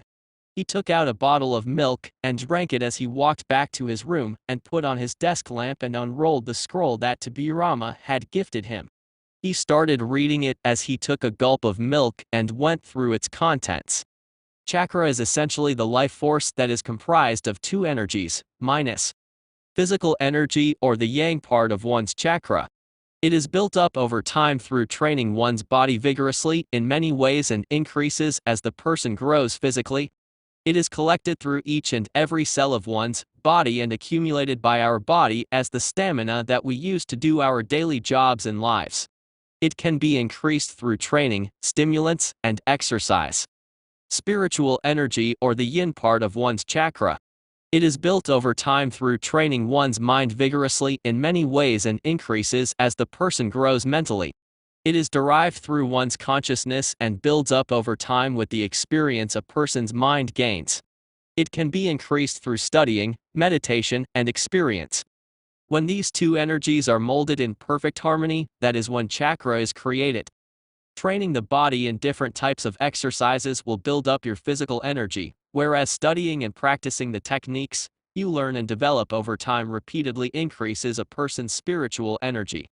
Doing either of these naturally develops one's chakra reserves. Each person naturally is affiliated to one type of energy more, either the yin energy or the yang energy. Practicing one's naturally affiliated energy more in turn creates more powerful and stronger techniques in the fields the person trains in. Chakra is found in everyone, whether it be civilian or shinobi. The moment a person runs completely out of chakra, the person dies. Near exhaustion of chakra is equally as dangerous as exhausting it completely and is called chakra exhaustion.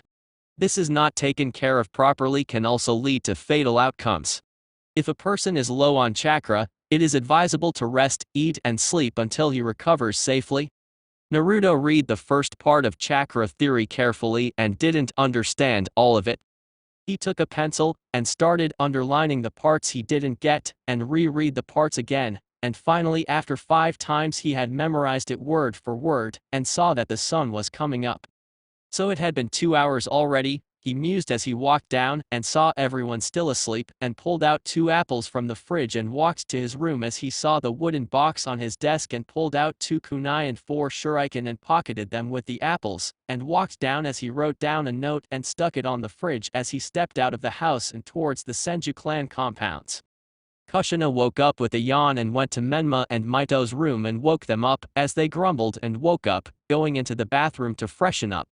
She walked into Naruto's room knowing her son's laziness and went to wake him up as she saw the bed made up and knocked the bathroom but found it open as she saw it to be empty and was confused as she stepped downstairs to the living room and dining area and found it empty. Her gaze stopped at the fridge as she saw the note stuck on it and pulled it off as she read it. Kaa-chan, I woke up early and have gone for an early morning walk.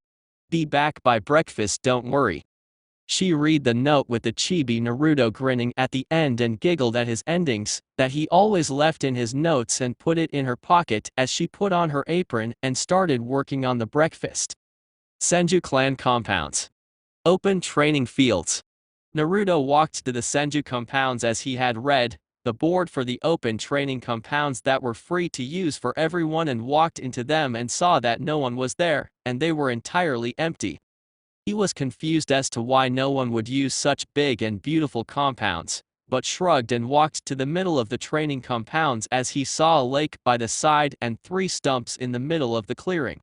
Perfect, he thought, walking up to the stumps as he took out a kunai and started scratching a bullseye on it.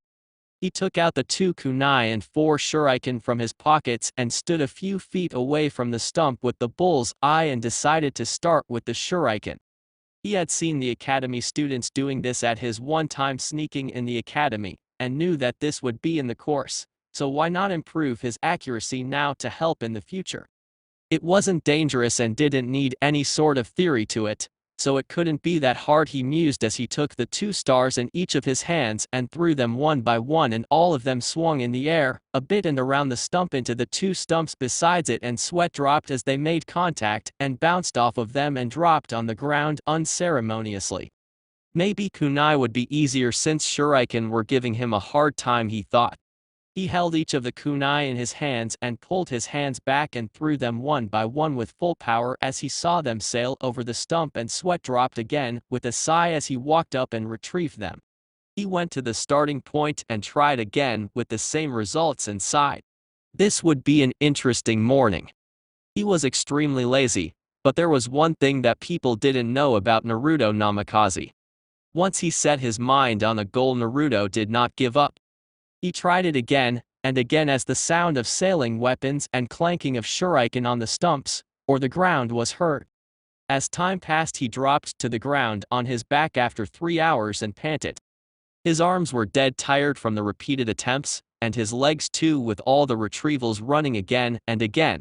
Even after all that work there were no results, his aim was way too off, and his technique wasn't right since, if they made contact even on the wrong targets, they just bounced off.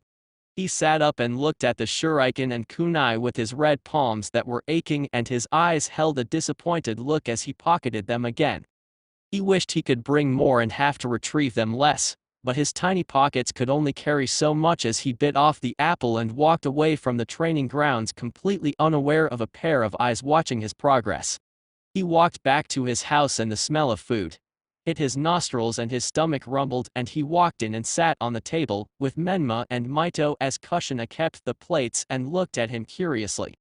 "Where did you go to, Naru-chan?" she asked, and he smiled a bit as he started eating, and spoke up as he chewed and swallowed his food. "I woke up early and went for a walk. I found a nice calm place and fell asleep. It's really nice in the morning on the outside. Maybe I'll do it every day," he said, and started eating as she smiled and nodded. Maybe he was getting out of his laziness a bit, too, if he was waking up early now even if he slept outside a bit. "That's great, Naru-chan. Morning air is good for health, and you get to enjoy the calmness that you like so much too," she said happily, and he nodded, drinking the juice, and kept the glass down as she saw his palms that were scratched and a bit red, and was confused. "Naru-chan, what happened to your hands?" she asked, and he cursed inwardly and smiled at her. "Nothing really. The tree that I found to sleep was really hard to climb on, and I must have scratched my hands on it. It's nothing really," he said, and she smiled and nodded as she continued eating and talked to the twins, who were surprised too at their brother's newfound sleeping habits, but got into a conversation with Kushina about the day's training, and Naruto listened to everything curiously, but to his disappointment again their descriptions were way too vague for him to use. He didn't like to lie to his mother or the siblings, but he wanted to train and didn't want to be left behind the other kids who would start the academy too. Plus, if he told her, she may stop him from going or may confiscate his weapons and scroll altogether, and that was something he couldn't let happen to him. He saw as they started to walk out after finishing their breakfast, and he stood up too as he started to walk out. "Ka-chan, I'll go to my friend now, alright? I'll be back by sunset," he said, putting on his sandals, and Kushina smiled and nodded as she too walked out into the clearing as Drea came up too. "All right, but be careful and don't get hurt," she said, and he shouted a hi and walked out. He pocketed his hands with his usual lazy expression and was surprised that he had forgotten to put the weapons back in the box, but thought he could put them there later on. He walked towards the Senju compounds once again, but this time towards Tobirama's house. Senju clan compounds. Naruto walked up to the Senju clan compounds and to Tobirama's gate as he stepped in on the stone steps and knocked on the door as the stoic face of Tobirama opened the door. He smiled at him with his lazy expression as Tobirama crossed his arms and stared at him stoically. "Yo," he said lazily, waving his hands, and Tobirama stared at him for a few moments, and he stared right back. "You aren't going to greet properly anytime soon, are you?" he asked stoically, and Naruto smiled and shook his head lazily. "Nope," he said simply, and Tobirama stepped aside and motioned for him to come in as he sat on the porch from yesterday and saw the shogi board already there and smiled as he took a seat and arranged the pieces while Tobirama came with some hot chocolate and cake and put the tray to the side and took his seat as he tapped the clock, making his first move with Naruto doing the same. They played like that for an hour as Tobirama spoke up, breaking the silence. "So what happened to your hands?" he asked stoically and moved his piece, taking one of his out, and Naruto frowned as he thought of his next move. "Nothing much, just overdid something," he said, speaking the half-truth, and Tobirama nodded. He already knew of the reason. While walking through the clan compounds on his early morning walk, he had heard some metal clangs in the training grounds that hadn't been used by anyone in years, and had seen him going at the targets until he dropped, and he admired his determination. He had also seen his raw attempts and techniques that told him that he had no guidance whatsoever and was his first attempt, which troubled him to no end. Why hadn't his shinobi training started? And why was he practicing alone when he had heard from Tsunade that the red-headed twins had started their training as she had been told by Drea? This was another unanswered question about the blonde enigma in front of him that troubled him as he moved his piece and captured his king, saying check and mate as Naruto sighed and drank his hot chocolate that was now cold and ate the cake, with Tobirama doing the same as they watched the open garden silently enjoying the peace and calmness of nature. Naruto broke the silence as he spoke up. Hey old man, is there some technique to throwing shuriken and kunai? He asked, and Tobirama smirked and nodded. Yes, there is a certain way. Not many people delve into the precision and accuracy required for shuriken jutsu, he said as Naruto looked at him confused, and he explained. The art of throwing weapons, he said, and Naruto nodded in understanding and memorized the word.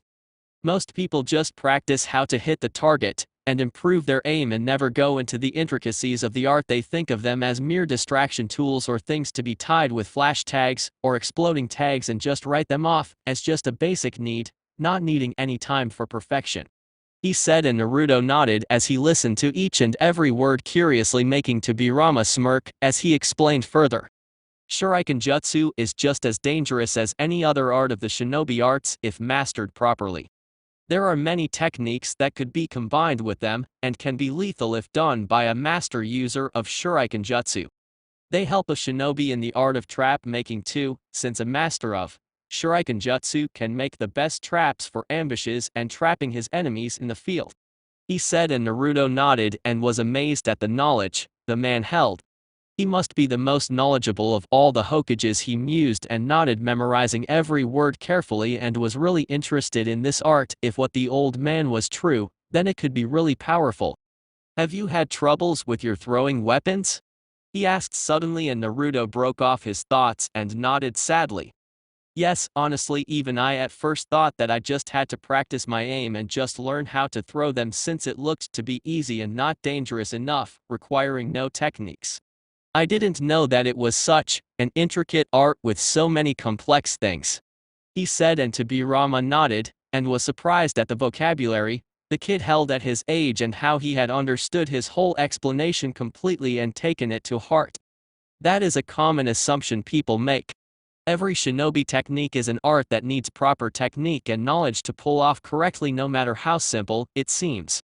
The simple techniques are sometimes the most lethal ones when used by an expert. Never underestimate anything. Even a Kage can die by the hands of a genin when he uses clever deceptions and the most basic of techniques correctly in sync, and the opponent underestimates him, he said stoically, and Naruto nodded. Again, his knowledge about the shinobi world amazed him, and he respected the man even more. Tobirama wanted to ask him why his mother hadn't helped his technique in any way, if from what he saw in the morning was any indication. Naruto sat silently for a few moments and fiddled with his feet for a few moments as he spoke up. Say, old man, can you help me with shuriken jutsu? Your knowledge in the art seems to pretty nice, and I would be grateful if you could help me a little, he asked, and Tobirama smiled and put his hand on his head, making Naruto smile. He always felt warmly when he did that. He thought that maybe this was what it felt like to have a father figure in his life. Of course I can. I don't really have anything else to do. And it would be nice to help you refine your basics to the level of perfection that my eye demands. But it will take a lot of time and hard work. He was cut off as Naruto spoke up in a confident voice. Don't worry about that, old man. Naruto Namikaze is lazy. But the one thing that I don't know how to do is quit or go back on my word. And I give you my word, I'll try my hardest to learn if you would teach me, he said, and Tobirama smirked at the confidence the boy held and the power and shine behind those eyes, and nodded with a smirk. Very well then. Do you have your kunes and shuriken? He asked, and Naruto nodded, taking them out, and Tobirama rose an eyebrow as he saw him take them out from his tiny pockets and walked in as Naruto looked on confused when Tobirama came back and threw him something that he caught and looked at him questionably, looking at the strange things in his hands. Those are the hip pouch and leg holsters for holding your weapons safely and giving you easier access to them. Your pockets won't be able to hold the weapons easily, and it is dangerous that way. I used to use them when I was a kid, so they aren't that new, but they should get the job done, He was cut off as Naruto hugged the man happily and he rubbed his back softly and patted his head with a smile. Arigato, you're the best, old man. And these are better than any new ones, I'll take these over new ones any day, he said as he strapped on the hip pouch to his belt and Tobirama showed him how to strap on the leg holster as he kept the weapons properly and saw how much better it felt as Tobirama walked to the clearing and Naruto followed him and they came up to the wooden dummies shaped like humans as Naruto saw the marks they held showing how many hits they had taken and turned to Tobirama who crossed his arms over his chest and looked at him sternly, and he looked at him with a determined gaze. Alright, show me your throw and I shall see and correct you as well as tell you the technique needed, and refine your aiming skills too, he said and Naruto nodded as he looked at the various dummies side by side and threw the kunai and shuriken with the same results, and looked down in shame at his failure and Tobirama frowned at his lack of technique, and walked up to him as he looked up as Tobirama pulled his own kunai out and told him to watch him carefully. He saw Tobirama just flick a wrist and looked like he didn't even try using any force as he flicked the kunai at the wooden dummy and it made contact with a loud thump and moved back a bit, making his eyes widen in shock. Applying brute force is unnecessary. Look what I did with the correct technique and a mere flick of the wrist. Now when you throw it, don't use excessive force. Relax your hands and arms and flick your wrist, just as you were about to release it, he said and explained to him showing him the correct way. Naruto tried it a few times and saw his aim improving by quite a bit and smirked as he threw kunai after kunai, covering the several dummies with them and smirked as he saw the improvement and how much energy he saved and Tobirama nodded handing him some shuriken. Shuriken are entirely different from kunai, they need much more precision, and an extremely accurate throw to spin them correctly, completely horizontal to the throw and right on the mark. These need accurate movement of the fingers too, watch this, he said and launched 4 shuriken from his left hand. The shuriken flew gently through the air where they landed on the target completely vertically with loud thumps and the target skid a bit. Naruto's eyes glimmered slightly in awe as he still couldn't comprehend the awesomeness of elegance over brute power.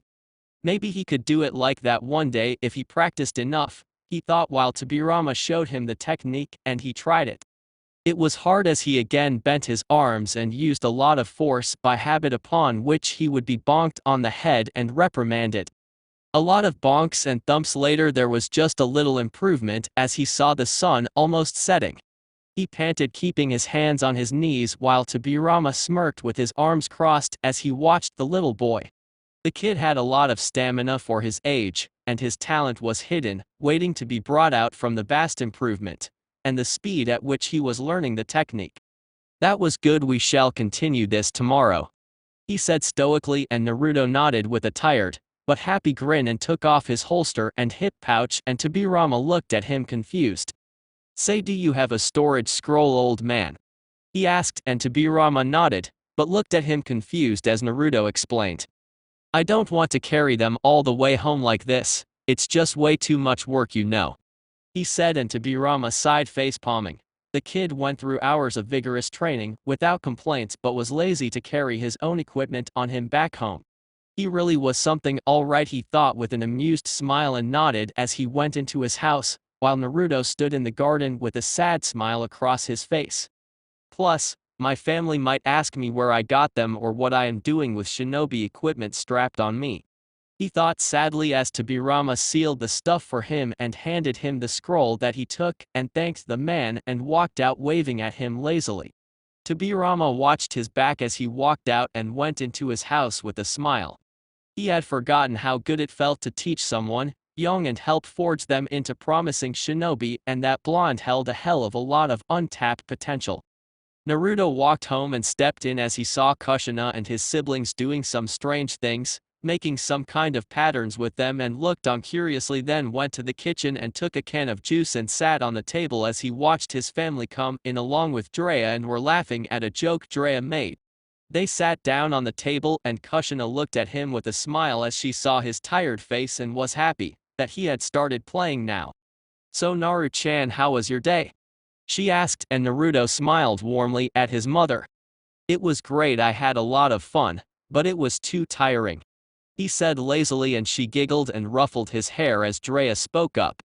The twins are great Kushina. They will be one hell of a shinobi after the legendary Jiraiya is done with them," he said proudly, and they all laughed at the man while Naruto smiled at his family's happiness.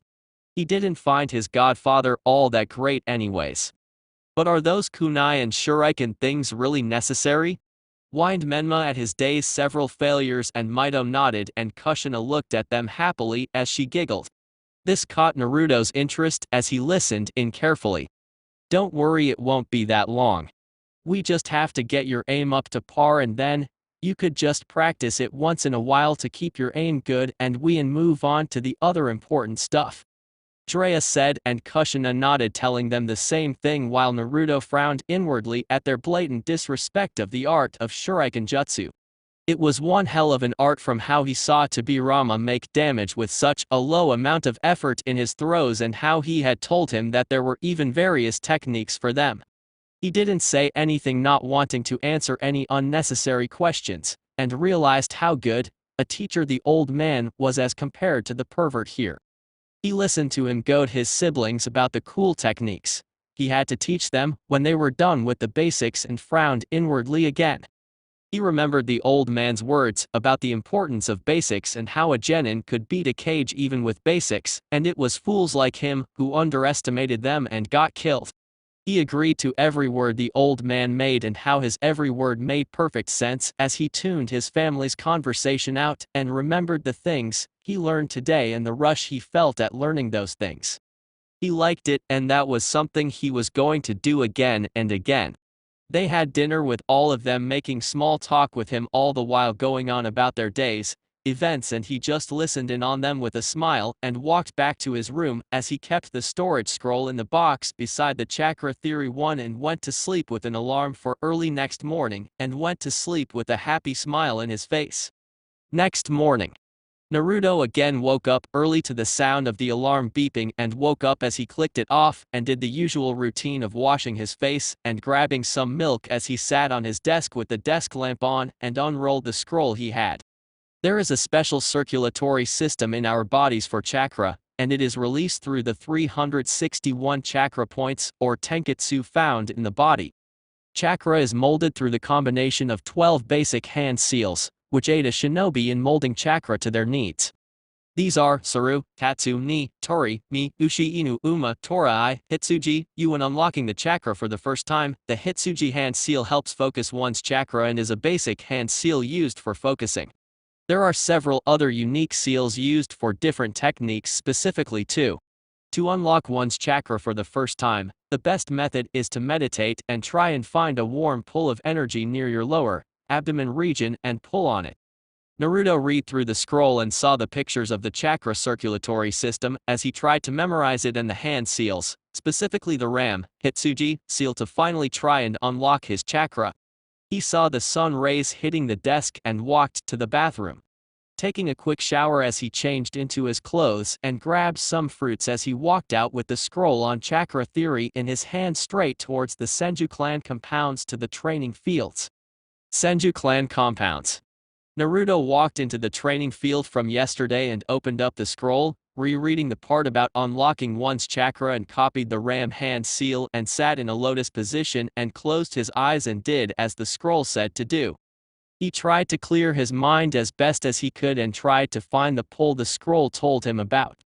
Tobirama stood behind a tree with his arms crossed and his chakra signature concealed as he watched the boy read the scroll and meditate. He knew what the boy was doing, his first attempts at unlocking his chakra. Now he understood everything. If he was trying everything from the scroll on his own, learning shuriken jutsu on his own, hiding his weapons in a storage scroll yesterday, and so much training outside either alone or with him. His family wasn't training him, so he took matter in his own hands, but the question that was left was why weren't they training him? He decided to put it in the back of his mind as he watched the boy's breathing become calm and uniform after half an hour, and was surprised at his skill and patience for meditation, but figured he always was one to like the calmness more. He sat down and watched him meditate for 2.5 hours. The unlocking of one's chakra was really difficult without proper guidance. He had written everything on the scroll in detail, but still someone would need to tell the boy to focus on a particular point and not try to just clear his mind. And even if he did figure it out, it took at least a week to. His thoughts were cut off as he watched Naruto with wide eyes. Naruto sat there and he felt like he was in a trance, and it felt so good after some time when he lost touch of the outside world and then focused inwardly on the pull the scroll said to find and kept looking for. He didn't know for how long, but suddenly, he felt a warm pull and saw the small blue light in the darkness of his mind as he pulled on the energy and felt new energy course through his veins.